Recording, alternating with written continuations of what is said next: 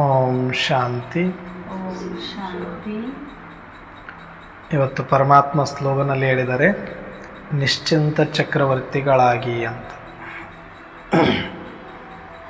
ಅಂದರೆ ಚಿಂತಾಮುಕ್ತರಾಗಬೇಕು ನಾವು ಅಂತ ಪರಮಾತ್ಮನ ಆಸೆ ಇದೆ. ನಾವು ಹೇಳ್ತೀವಲ್ಲ, ಮಕ್ಕಳು ಏನಾಗಬೇಕು, ಡಾಕ್ಟರ್ ಆಗಬೇಕು, ನಮ್ಮ ಮಕ್ಕಳು ಇಂಜಿನಿಯರ್ ಆಗಬೇಕು, ನಮ್ಮ ಮಕ್ಕಳು ಬಿಸ್ನೆಸ್ಮೆನ್ ಆಗಬೇಕು. ನಾವು ಹೆಂಗೆ ತಂದೆ ತಾಯಿ ಮಕ್ಕಳ ಆಸೆಯನ್ನು ಇಟ್ಕೊಳ್ತೀವಿ, ಹಾಗೆ ಪರಮಾತ್ಮನ ಮಕ್ಕಳು ನಾವೆಲ್ಲರೂ ಕೂಡ ಪರಮಾತ್ಮ ಆಸೆ ಇಟ್ಕೊಂಡಿದ್ದಾರೆ. ನನ್ನ ಮಕ್ಕಳೆಲ್ಲ ನಿಶ್ಚಿಂತ ಚಕ್ರವರ್ತಿಗಳು, ರಾಜರಾಗಬೇಕು. ಯಾವುದಕ್ಕೆ? ನಿಶ್ಚಿಂತತ ರಾಜರಾಗಬೇಕಂತ. ಈಗಿನ ರಾಜರೆಲ್ಲ ಚಿಂತೆಯ ರಾಜರು. ಇವರೆಲ್ಲ ಎಷ್ಟೇ ಅರಮನೆ ಇದ್ದರೂ, ಎಷ್ಟೇ ಸಿಂಹಾಸನ ಇದ್ದರೂ ಕೂಡ ಮುಳ್ಳಿನ ಸಿಂಹಾಸನ, ಮುಳ್ಳಿನ ಹಾಸಿಗೆ. ಅದು ಮಂತ್ರಿ ಇರಲಿ, ಪ್ರಧಾನಮಂತ್ರಿ ಇರಲಿ, ಅದರಲ್ಲಿ ಕೂಡಿಸೋರೊಬ್ಬರಿದ್ದರೆ ಇಳಿಸೋರು 10 ಜನ 1000 ಜನ ಕಾಯ್ತಿರ್ತಾರೆ. ಹಾಗೆ ಅವರು ಚಿಂತಾರಾಜರುಗಳಿದ್ದಾರೆ. ಆದರೆ ನೀವೆಂಗೆ ಆಗಬೇಕು ಒಬ್ಬೊಬ್ಬರು ಅಂತಂದರೆ, ಬಲೆ ನೀವು ಸಿಂಹಾಸನದ ಮೇಲೆ ಕೂಡೋದು ಬೇಕಿಲ್ಲ, ತಲೆ ಮೇಲೆ ಕಿರೀಟ ಇಟ್ಕೊಳ್ಳೋದು ಬೇಕಿಲ್ಲ. ಆದರೆ ನಿಮ್ಮ ಹೃದಯದೊಳಗಡೆ, ನಿಮ್ಮ ಮನಸ್ಸಿನೊಳಗಡೆ ನಿಶ್ಚಿಂತತೆ ಇತ್ತು ಅಂದರೆ ನಿಮ್ಮಂಥ ರಾಜರು ಮತ್ತಾರೂ ಇಲ್ಲ ಅಂತ ಹೇಳ್ತಾರೆ. ಇದು ನೀವು ಮನೆಯಲ್ಲಿದ್ದೂ ಆಗ್ಬೋದು, ಸಂಸಾರದಲ್ಲಿದ್ದೂ ಆಗ್ಬೋದು. ನೀವು ನಿಶ್ಚಿಂತರಾದರೆ ಸಾಕು, ಅದೇ ಶ್ರೇಷ್ಠ ಸ್ಥಾನ ಅಂತ ಹೇಳ್ತಿದ್ದಾರೆ. ನಾವು ಕೂಡ ಈಗೇನು ಬೆಳ್ಕೊತೀವಿ? ನೆಮ್ಮದಿ ಅಂದರೆ ಏನು? ನಿಶ್ಚಿಂತವಾಗಿರಬೇಕು, ಚಿಂತಾಮುಕ್ತರಾಗಿರಬೇಕು, ತಲೆಯೊಳಗಡೆ ಯಾವುದು ಒತ್ತಡ ಇರಬಾರ್ದು, ವಿಚಾರ ಇರಬಾರ್ದು, ಭಯ ಇರಬಾರ್ದು ಅಂತ ನಮಗೂ ಆಸೆ ಇದೆ. ನಿಶ್ಚಿಂತರಾಗಬೇಕು ಅಂತ ಹೇಳ್ತಾರೆ. ನಿಶ್ಚಿಂತರಾಗಬೇಕಂದ್ರೆ ಏನಾಗಬೇಕು? ನಾವು ಮೊದಲು ಒಂದೊಂದೇ ನೋಡ್ಕೊತ ಬರೋಣ. ನಾವು ನಿಶ್ಚಿಂತ ಯಾಕಿಲ್ಲ? ಈಗೆಲ್ಲ ಐತೆ, ಭಗವಂತ ಕೊಟ್ಟಿದ್ದಾನೆ. ಎಷ್ಟೋ ಜನಕ್ಕೆ ಊಟ ಇಲ್ಲ, ನಮ್ಗೆ ಊಟ ಕೊಟ್ಟಿದ್ದಾನೆ. ಎಷ್ಟೋ ಜನಕ್ಕೆ ಹಾಕ್ಕೊಳ್ಳೋಕೆ ಸರಿಯಾದ ಬಟ್ಟೆ ಇಲ್ಲ, ನಮಗೆ ಬಟ್ಟೆ ಕೊಟ್ಟಿದ್ದಾನೆ. ಎಷ್ಟೋ ಜನಕ್ಕೆ ಇರೋಕ್ಕೆ ಮನೆ ಇಲ್ಲ, ಎಲ್ಲೆಲ್ಲೋ ಮಲ್ಕೊಳ್ತಾ ಇದ್ದಾರೆ, ನಮಗೆ ಇರೋಕ್ಕೆ ಒಂದು ಒಳ್ಳೆ ಮನೆ ಕೊಟ್ಟಿದ್ದಾನೆ. ಎಷ್ಟೋ ಜನಕ್ಕೆ ಸಂಬಂಧಗಳೇ ಇಲ್ಲ, ನಮಗಿಷ್ಟೆಲ್ಲ ಸಂಬಂಧಗಳು ಕೊಟ್ಟಿದ್ದಾನೆ. ಏನು ಕಡಿಮೆ ಇದೆ ನಮಗೆ? ಹಂಗೆ ನೋಡಿದ್ರಿ ಈಗ ಯಾವ ರಾಜರಿಗೆ ನಾವೇನು ಕಡಿಮೆ ಇದ್ದೀವಿ? ಈಗ ಯಾರ ಹತ್ರ ಅನ್ನಕ್ಕೆ ಕೈ ಚಾಚ್ತಾ ಇಲ್ಲ, ಬಟ್ಟೆಗೆ ಕೈ ಚಾಚ್ತಾ ಇಲ್ಲ, ಇರೋಕ್ಕೆ ತೊಂದರೆ ಇಲ್ಲ, ಸಂಬಂಧಗಳಿಗೆ ಕಡಿಮೆ ಇಲ್ಲ.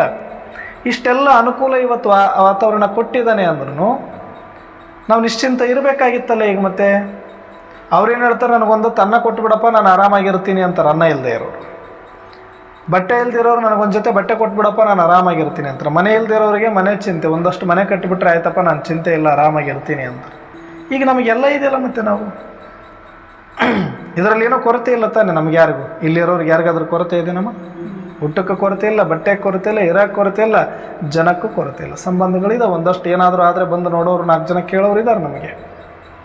ಆದರೆ ಇವತ್ತು ನಾವು ನಿಶ್ಚಿಂತ ಆಗಿರಬೇಕಾಗಿತ್ತಲ್ಲ. ಮತ್ತೆ ಆಗಿದ್ದೀವಿ ಅಂತ ಹೇಳೋಕ್ಕೆ ಯಾರಿಗಾದ್ರೂ ಧೈರ್ಯ ಇದೆಯಾ? ನಾವು ನಿಶ್ಚಿಂತ ಇದೀವಪ್ಪ, ನಮಗೇನು ತೊಂದರೆ ಇಲ್ಲ ಅಂತ ಇರಬೇಕಾಗಿತ್ತು, ಆದರೂ ಇಲ್ಲ. ಯಾಕೆ? ಕಾರಣ ಏನು? ಕಾರಣ ಏನು ಅಂದರೆ, ನಿಶ್ಚಿಂತರಾಗಿರೋದಕ್ಕೆ ನಮಗೆ ಮೊದಲು ನಾವು ನಿರ್ಭಯರಾಗಬೇಕು. ನಾವು ಭಯಮುಕ್ತರಾದರೆ ಮಾತ್ರ ನಿಶ್ಚಿಂತವಾಗಿರಲಿಕ್ಕೆ ಬರುತ್ತೆ. ಉದಾಹರಣೆಗೆ, ಈಗ ಇದು ಕಂಪೌಂಡ್ ಹಾಕೋದಕ್ಕಿಂತ ಮುಂಚೆನೂ ನಿದ್ದೆ ಮಾಡ್ತಾಯಿದ್ರಿ, ಕಂಪೌಂಡ್ ಹಾಕಿದ ಮೇಲೂ ಇಲ್ಲಿ ನಿದ್ದೆ ಮಾಡ್ತಾಯಿದ್ರಿ. ಅವಾಗೆ ಇವಾಗ ಪರಕ್ಕಿದೆಯಾ? ಇಲ್ಲ. ಆವಾಗ ಭಯ ಇತ್ತು ನಿಮಗೆ, ನೀವು ಬಲೆ ತಂತಿ ಬೇಲೆ ಹಾಕಿದ್ರೂ ಕೂಡ ಒಂದಷ್ಟು ಭಯ ಇತ್ತು ಒಳಗಡೆ. ಆ ಭಯ ಏನು ಮಾಡುತ್ತೆ? ಹೊಟ್ಟೆ ತುಂಬ ಊಟ ಮಾಡಿದ್ರೂ, ಮನೆಯೊಳಗಡೆ ಇದ್ದರೂ ಕಣ್ಣು ತುಂಬ ನಿದ್ದೆ ಮಾಡೋಕ್ಕಾಗ್ತಿರ್ಲಿಲ್ಲ. ಒಂದಷ್ಟು ಭಯ ಅನ್ನೋದು ಏನು ಮಾಡುತ್ತೆ? ನಮಗೆ ನಿಶ್ಚಿಂತರಾಗಿರ್ಲಿಕ್ಕೆ ಬಿಡೋದಿಲ್ಲ, ಚಿಂತೆಗೆ ಜಾಗ ಕೊಡುತ್ತೆ. ಅದು ಚಿಂತೆ ಮಾಡೋಕೆ ಹಚ್ಚುತ್ತೆ. ಇಲ್ಲೇನಾಯಿತು, ಅಲ್ಲೇನಾಯಿತು, ಇಲ್ಲಿ ಯಾರು ಬರ್ತಾರೆ, ಅಲ್ಲಿ ಯಾರು ಬರ್ತಾರೆ, ಇಲ್ಲೇನಾದರೂ ಪ್ರಾಣಿಗಳು ಬಂದುಬಿಟ್ರೆ ಹೆಂಗೆ, ಮನುಷ್ಯರು ಬಂದರೆ ಹೆಂಗೆ? ಭಯ. ಆ ಭಯ ಏನು ಮಾಡುತ್ತೆ? ಇವಾಗ ಸುತ್ತ ಕಂಪೌಂಡ್ ಹಾಕಿ ಒಂದು ಗೇಟ್ ಇಟ್ಕೊಂಡು ಒಳಗಡೆ ಕೂತ್ಕೊಂಡಾಗ ಅವಾಗೇ ಇವಾಗ ಪೂರ್ತಿ ನಿಶ್ಚಿಂತ ಅಂತೂ ಆಗಿಲ್ಲ, ಪರ್ಸೆಂಟೇಜ್ ವೈಸಲ್ಲಿ ನೋಡಿದ್ರೆ ಗೊತ್ತಾಗತ್ತಲ್ಲಪ್ಪ. ಇವಾಗೆ ನಿಮಗೆ ಅನಿಸುತ್ತಿಲ್ಲ, ಮನಸ್ಸು ಅಗರ ಆಯ್ತು ರೀ ನಮ್ಮದು ಅನ್ನಿಸುತ್ತೆ. ಇನ್ನೊಂದು, ಈಗ ಅಷ್ಟೆಲ್ಲ ಹೊಲ ಇತ್ತು, ಹೆಂಗೆ ಮಾಡೋದು ಇದನ್ನು, ಯಾರು ಮಾಡೋದಿದು, ಯಾವಾಗ ಬರ್ತಾರೋ? ನಾವಂತೂ ಮಾಡಿದ್ವಿ, ನಮ್ಮ ಕೈಲಿ ಎಷ್ಟಾಯ್ತು ಅಷ್ಟು ಮಾಡಿದ್ವಿ, ಇನ್ನು ಮುಂದೆ ಬಂದು ಆ ಮಕ್ಕಳನ್ನ ತಂದು ಇಲ್ಲಿ ಇಡೋಕ್ಕಾಗೋದಿಲ್ಲ. ಇವೆಲ್ಲ ಇತ್ತು. ಇವರಿಗೆ ಸ್ವಲ್ಪ ಭಯ ಐತೆ ಅಂತ ಹೇಳಿದ್ರಪ್ಪ ಅವರು. ಯಾಕದು? ಅದು ಭಯ ಏನು ಮಾಡ್ತಾಯಿತ್ತು? ಮಕ್ಕಳಿಗೆ ನಮ್ಮ ಥರ ಸಹನೆ ಇರಲ್ಲ, ನಮ್ಮ ಥರ ಹಳ್ಳಿಯೊಳಗೆ ಒಡಿನಾಡೋದಾಗಂಗಿಲ್ಲ, ನಮ್ಮ ಥರ ಎಲ್ಲವನ್ನ ಸಹಿಸ್ಕೊಂಡು ಹೋಗೋ ಬುದ್ಧಿ ಇರೋಂಗಿಲ್ಲ. ಇವಾಗ ನೋಡ್ರು ನಮಗಿಂತ ಬಿಸಿ ರಕ್ತ ಇರುತ್ತೆ, ಒಂದು ಮಾತಂದ್ರೆ ಮತ್ತೆ ಜಗಳ ಆಗುತ್ತೆ. ಇಲ್ಲಿ ಜನಗಳು ಮೊದಲೇ ಸರಿ ಇಲ್ಲ, ಅವ್ರನ್ನ ತಂದು ಇಲ್ಲಿಟ್ಟರೆ ಇಷ್ಟೆಲ್ಲ ಮಾಡಿ ಮತ್ತೆ ನಾವೇ ಮಕ್ಕಳಿಗೆ ಚಿಂತೆ ಇಟ್ಟಂಗೆ ಆಗುತ್ತೆ. ಇದೆಲ್ಲ ತಲೆಯೊಳಗಡೆ ಓಡ್ತಾ ಇತ್ತು, ಎಲ್ಲ ಇತ್ತು. ಆದರೆ ಈ ಭಯ ಏನಿತ್ತು? ಬಗನ ಮಕ್ಕಳನ್ನ ತಂದು ಇಡೋಕ್ಕೂ ಆಗಲ್ಲ, ಇಟ್ಟರೆ ಇಲ್ಲಿ ಚೆನ್ನಾಗಿರೋಕ್ಕೂ ಆಗಲ್ಲ, ನಾವೆಂಗೋ ದಾಟ್ಬಿಟ್ವಿ, ಅವ್ರನ್ನೇನು ಮಾಡಬೇಕು ಅಂತ ಈ ಭಯ ಕಾಡ್ತಿತ್ತು. ಈಗ ಅದನ್ನು ಕೂಡ ಒಂದು ಸ್ವಲ್ಪ ಏನಾಗ್ಬಿಡ್ತು, ಆ ಭಯ ಹೋಯಿತು. ಏನೋ 27 ವರ್ಷದ ತನಕ ನಮ್ಮ ಹೊಲ ಅಂತೂ ಎಲ್ಲೂ ಹೋಗಲ್ಲ, ಯಾರು ಎತ್ಕೊಂಡು ಹೋಗೋಕ್ಕೂ ಇಲ್ಲ, ಒಳಗೆ ಬರೋಕೆ ಇರ್ಲಾರ್ದಂಗೆ ಬೇಷ್ ಬಂದೋಬಸ್ತ್ ನಾವು ಹಾಕಿಸ್ಲಿಲ್ಲ ಅಂದರೆ 70 ಲಕ್ಷ ಕೊಟ್ಟು ಅವರೇ ಹಾಕ್ಸ್ಯಾರ ನಿಮ್ಮ ಹೊಲಕ್ಕೆ. ನೀವು ಹಾಕ್ಸೋಕೆ ಆಗ್ತಿದ್ದಿಲ್ಲ, 1 ಕೋಟಿ ರೂಪಾಯಿ ಕೊಟ್ಟರೆ ನೀವು ಹಾಕ್ಸೋಕೆ ಆಗ್ತಿದ್ದಿಲ್ಲ, ಖರ್ಚು ಮಾಡಿರ್ಕರೆ 2 ಕೋಟಿ ಇದ್ದಿಲ್ಲ. ಈಗೆಲ್ಲ ಅದಕ್ಕೆ ಅವರೇ ಕಂಪೌಂಡ್ ಹಾಕ್ಕೊಂಡು ಅವರೇ ನಿಮ್ಮ ಮೂಲಕ ಸೆಕ್ಯೂರಿಟಿ ಇಟ್ಕೊಂಡು 27 ವರ್ಷ ಕಾಯ್ತೀವಿ, ಎದ್ರ 12 ಲಕ್ಷ ಕೊಟ್ಟು ಅಂತ ಹೇಳಿದ್ರಿ. ಈಗ ಚಿಂತೆ ಕಡಿಮೆ ಆಯ್ತಲ್ಲ, ಭಯ ಹೋಯ್ತಿಲ್ಲ ಸ್ವಲ್ಪ, ಅದ್ರ ಭಯ ಹೋಯ್ತು, ಇದ್ರದ್ದು ಭಯ ಹೋಯ್ತು. ಇಲ್ಲಿ ಯಾರು ತಂದಿಡೋ ಅವಶ್ಯಕತೆ ಇಲ್ಲ, ಮಕ್ಕಳು ಬರೋ ಅವಶ್ಯಕತೆ ಇಲ್ಲ, ಇದು ಇದ್ರೂ ಇನ್ನೂ 20 ವರ್ಷ ಆರಾಮ ಇರ್ತೈತಿ, ಅಲ್ಲಿ ತನಕ ಇದರಿಂದ ಏನೋ ಒಂದಷ್ಟು ಲಾಭ ಬರ್ತೈತಿ, ಮಾಡಿದ್ದಕ್ಕೂ ಸಾರ್ಥಕ ಆಯಿತು ಅನ್ನೋದಕ್ಕೆ ಅವಾಗೂ ಇವಾಗೂ ನೆಮ್ಮದಿ ಅಂತೂ ಐತಿ ಸ್ವಲ್ಪ. ಅಂದರೆ ನಾವು ನಿಶ್ಚಿಂತರಾಗದೇ ಇರೋದಕ್ಕೆ ಕಾರಣ ಏನು, ನಮ್ಮಲ್ಲಿ ಇರುವಂಥ ಭಯ. ಯಾವುದೋ ರೂಪದ, ಒಬ್ಬೊಬ್ಬರಿಗೆ ಒಂದೊಂದು ಭಯ. ಕೆಲವರಿಗೆ ಶರೀರದ ಭಯ, ಕೆಲವರಿಗೆ ಸಂಬಂಧಗಳ ಭಯ, ಕೆಲವರಿಗೆ ಸಂಪತ್ತಿನ ಭಯ, ಕೆಲವರಿಗೆ ಹೆಸರು ಕೀರ್ತಿ ಮರ್ಯಾದೆ ಭಯ. ಎಲ್ಲಿ ಮರ್ಯಾದೆ ಹೋಗ್ಬಿಡುತ್ತೋ ಅನ್ನುವಂಥ ಭಯಕ್ಕೆ ಭಾಳ ಜನ ಸತ್ತೋಗ್ತಾ ಇದ್ದಾರೆ. ಇವತ್ತು ಭಾಳ ಜನ ಸೂಸೈಡ್ ಮಾಡ್ಕೊತ ಇರೋರು ಅನ್ನ ಕಡಿಮೆ ಆಗಿ ನಾನು ಸೂಸೈಡ್ ಮಾಡ್ತೀನಿ ಸಾಯ್ತೀನಿ ಅಂತ ಅನ್ನಕ್ಕಾಗಿ ಸತ್ತವ್ರಿಲ್ಲ, ಬಟ್ಟೆಗಾಗಿ ಸತ್ತವ್ರಿಲ್ಲ, ಮಲಗಲಿಕ್ಕಾಗಿ ಅಥವಾ ಮನೆ ಇಲ್ಲ ಅಂತ ಸತ್ತವ್ರಿಲ್ಲ. ಎಲ್ಲಿ ಮರ್ಯಾದೆ ಹೋಗ್ಬಿಡುತ್ತೋ, ಮರ್ಯಾದೆ ಭಯ. ಆ ಮರ್ಯಾದೆಯಿಂದಾನೇ ಎಲ್ಲಿ ಭಯ, ಅವೆಲ್ಲನೂ ಭಯನೇ. ಕೆಲವರು ಶರೀರಕ್ಕೆ ಏನಾದರೂ ಆಯಿತು, ಸಣ್ಣದು ಏನಾರು ಆಗಿರ್ತದೆ, ಅಯ್ಯೋ ನಾಳೆ ಏನಾರು ಆಗಿಬಿಟ್ರೆ, ದೊಡ್ಡದಾಗ್ಬಿಟ್ರೆ, ನನ್ನ ಮಕ್ಕಳು ನೋಡ್ಕೊಂಡಿಲ್ಲ ಅಂದರೆ, ನನಗೆ ಯಾರನ್ನ ಭಾರ ಆಗಿಬಿಟ್ರೆ ನಾನು ಯಾರಿಗಾನ, ಈ ಭಯಕ್ಕೆ ಎಷ್ಟೋ ಜನ ಸತ್ತೋಗ್ಬಿಟ್ರೆ. ಕರೋನಾದೊಳಗಡೆ ಏನು ಕರೋನಾನೇ ಬಂದಿರಲ್ಲ ಕೆಲವರಿಗೆ, ಎಲ್ಲಿ ಹೋಗಿ ತೊಗೊಂಡು ಕ್ವಾರಂಟೈನಾಗ ಹಾಕ್ಬಿಟ್ರೆ, ಅಲ್ಲಿ ನಮ್ಮವ್ರು ಯಾರು ಮುಟ್ಟಿಸ್ಕೊಳ್ಳಿಲ್ಲ ಅಂದರೆ, ಅಯ್ಯೋ ನೋಡಿ ಎತ್ತು ಹೋಗಿ ಒಗದ್ರು ಅಂತ ಅನ್ಸ್ಕೊಂಡ್ರೆ, ಅದು ಗೊತ್ತಾದಕ್ಕಿಂತ ಮುಂಚೆ ಸತ್ತೋಗ್ಬಿಡ್ಬೇಕಂತ ಎದ್ದು ಬಿಡ ಸತ್ತೋಗ್ಬಿಟ್ರಿ. ಭಯ ಏನು ಮಾಡುತ್ತೆ, ಮನುಷ್ಯನನ್ನು ಬದುಕಿದ್ದು ಸಾಯಿಸುತ್ತೆ. ಇದು ನಿಶ್ಚಿಂತರಾಗಿರ್ಬೇಕಂತ ಎಲ್ಲರಿಗೂ ಆಸೆ ಇದೆ. ಅಷ್ಟೆಲ್ಲ ಮಠ ಮಂದಿರಗಳಿಗೆ ಹೋಗ್ತೀವಿ, ಗುರುಗಳ ಹತ್ರ ಹೋಗ್ತೀವಿ, ಶಾಸ್ತ್ರ ಓದ್ತೀವಿ, ಏನೆಲ್ಲ ಓದ್ತಾ ಇದ್ದೀವಿ, ಆ ನಿರ್ಭಯ ಆಗ್ತಾ ಇಲ್ಲ ನಮಗೆ. ನಿಶ್ಚಿಂತ ಆಗಬೇಕು ಅಂತಲೇ ಹೋಗ್ತೀವಿ, ಒಳಗಡೆ ಈ ಎಲ್ಲ ಭಯಗಳನ್ನು ತುಂಬಿಕೊಂಡು ನೀನು ಎಲ್ಲಿ ಹೋಗಿ ಕೂತ್ಕೊಂಡ್ರು, ಮನೆ ಬಿಟ್ಟು ನೀನು ಹೋಗಿ ಕಾಡಲ್ಲಿ ಕೂತ್ಕೊಂಡ್ರು ಕೂಡ ಭಯ ಇತ್ತು ಅಂದರೆ, ಅಲ್ಲಿನೂ ಪ್ರಾಣಿಗಳು ಬರ್ತಾವನೋ ಯಾವಾರ ತಿಂದಾಗ್ತಾವನಂತ ಭಯ ಬಂದರೆ ಅಲ್ಲಿನೂ ನೀನು ನಿಶ್ಚಿಂತ ಇರೋಕ್ಕಾಗಲ್ಲ. ಮನೆಗೆ ನಾವು ನಿಶ್ಚಿಂತ ಇರೋಕ್ಕೆ ಬಂದಿಲ್ಲ ಅಂದರೆ ನೀನು ಕಾಡೊಳಗೆ ಹೋಗಿ ಏನು ನಿಶ್ಚಿಂತ ಇರ್ತೀವಿ ನಾವು, ಆಗಲ್ಲ. ಅದಕ್ಕೆ ನಿಶ್ಚಿಂತ ಆಗಬೇಕು ಅಂದರೆ ನಿರ್ಭಯ ಆಗಬೇಕು. ನಿರ್ಭಯ ಆಗಕ್ಕೆ ಯಾಕಾಗ್ತಾ ಇಲ್ಲ? ಇವತ್ತು ಒಂದು 4 ಪ್ರಶ್ನೆಗಳಿಗೆ ಇವ್ರ ಹತ್ರ ಭಯ ಇತ್ತು, ಅದಕ್ಕೆ ಉತ್ತರ ಸಿಕ್ತು, ನಿರ್ಭಯ ಆಗಿದ್ದಾರೆ. ಆದ್ರೆ ಇಷ್ಟಾದ್ರೆ ಸಾಕ? ಇದಾದ್ರೆ ಇನ್ನೊಂದಾದ್ರೆ ಮತ್ತೊಂದು. ಅದು ಭಯ ಅನ್ನೋದು ಹೆಂಗೆ ಓಡಿಸ್ಕೊಂಡು ಹೋಗುತ್ತೆ ನಮ್ಗಂದ್ರೆ, ಒಂದು ಉತ್ತರ ಸಿಕ್ಕರೆ ಅದನ್ನು ಬಿಡ್ತೈತೆ, ಇನ್ನೊಂದು ಭಯ ಯಾವ್ದು ಇರ್ತೈತೆ ಅದು ಕುಡ್ಕೊಂಡು ಹೋಗುತ್ತೆ. ಅದು ಇರೋ ತನಕ ಇದ್ರ ಭಯ, ಇದು ಸರಿ ಹೋಯ್ತಾ ಇನ್ನೊಂದ್ರ ಭಯ, ಮತ್ತೆ ಮಕ್ಕಳು ಹುಟ್ಟೋ ತನಕ ಮಕ್ಕಳಾಗಿಲ್ಲ ಅದ್ರ ಭಯ, ಮಕ್ಕಳಾಯಿತು ಅಂದರೆ ಅಯ್ಯೋ ಮಕ್ಳಿಗೆ ಏನಾರು ಆಗತ್ತೇನಂತ ಭಯ, ಏನೋ ಆಗಿಲ್ಲ ಅಂದರೆ ಚೆನ್ನಾಗಿ ಓದ್ತಾರ ಇಲ್ಲ ಅಂತ ಭಯ, ಓದಿದ ಮೇಲೆ ನೌಕರಿ ಸಿಗುತ್ತಾ ಇಲ್ಲ ಅಂತ ಭಯ, ನೌಕರಿ ಸಿಕ್ಕ ಮೇಲೆ ಹುಡುಗಿ ಸಿಗುತ್ತಾ ಇಲ್ಲ ಅಂತ ಭಯ. ಹಿಂಗೆ ಎಲ್ಲ ಆದಮೇಲೆ ನಾನು ನೋಡ್ಕೊಂತಾರೆ ಇಲ್ಲ ನನ್ನ ಭಯ. ಇದು ಯಾವ ಥರ ಬಿಡುತ್ತಾನೆ? ಇದು ಭಯದಲ್ಲೇ ನಮ್ಮನ್ನು ಕರ್ಕೊಂಡು ಹೋಗ್ಬಿಡುತ್ತೆ. ಇದು ಜೀವನ ನಿಶ್ಚಿಂತವಾಗಿರೋಕ್ಕೆ ಯಾರನ್ನೂ ಬಿಟ್ಟಿಲ್ಲ ಇದು. ಅದಕ್ಕೆ ಆ ಭಯನೇ ನಾವು ನಿಶ್ಚಿಂತರಾಗಕ್ಕೆ ಆಗ್ತಾ ಇಲ್ಲ. ಅದಕ್ಕೆ ಮೊದಲು ನಿರ್ಭಯ ಆಗಬೇಕು ಮನುಷ್ಯ. ನಿರ್ಭಯ ಆಗಬೇಕು ಅಂದರೆ ಅದಕ್ಕಿಂತ ಮುಂಚೆ ಇನ್ನೊಂದು ಮಾಡಬೇಕು ಅಂತ ಹೇಳ್ತಾರೆ. ಏನು ಮಾಡಬೇಕು? ನಿರ್ಮೋಹಿ ಆಗಬೇಕು ಅಂತ. ನಷ್ಟ ಮೋಹಿ ಸ್ಥಿತಿರ್ಲಬ್ಧ ಅಂತ ಪರಮಾತ್ಮನ ಮಹಾವಾಕ್ಯ ಇದೆ. ಮುಕ್ತಿ ಅಂದರೆ ಬೇರೆ ಏನೂ ಇಲ್ಲ, ಮೋಹವನ್ನು ನಷ್ಟ ಮಾಡಿಕೊಂಡ್ರೆ ಅದೇ ಮುಕ್ತಿ. ಮೋಹ ನಷ್ಟ ಆಗಬೇಕು.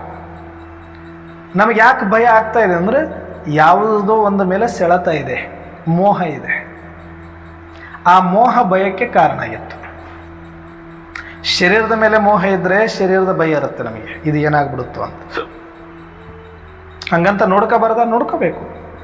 ಊಟ ಮಾಡಬೇಕು, ಎಕ್ಸರ್ಸೈಸ್ ಮಾಡಬೇಕು, ಗುಳಿಗೆ ತಗೋಬೇಕು, ನೋಡ್ಕೊಳ್ಬೇಕು, ಮೋಹ ಇಟ್ಕೋಬಾರ್ದು ಅಂತಾರೆ. ಆದರೆ ನಮಗಿದ್ರ ಜ್ಞಾನ ಸರಿಯಾಗಿಲ್ಲದೆ ಇರೋದ್ರಿಂದ ಮೋಹ ಇದ್ದೇ ಇರುತ್ತೆ. ಪ್ರತಿಯೊಬ್ಬ ಮನುಷ್ಯನಿಗೂ ಮೋಹ ಅನ್ನೋದು ಇರುತ್ತೆ. ಆ ಮೋಹನೇ ಬದುಕಿಸಿದೆ ಎಲ್ಲರನ್ನೂ ಕೂಡ.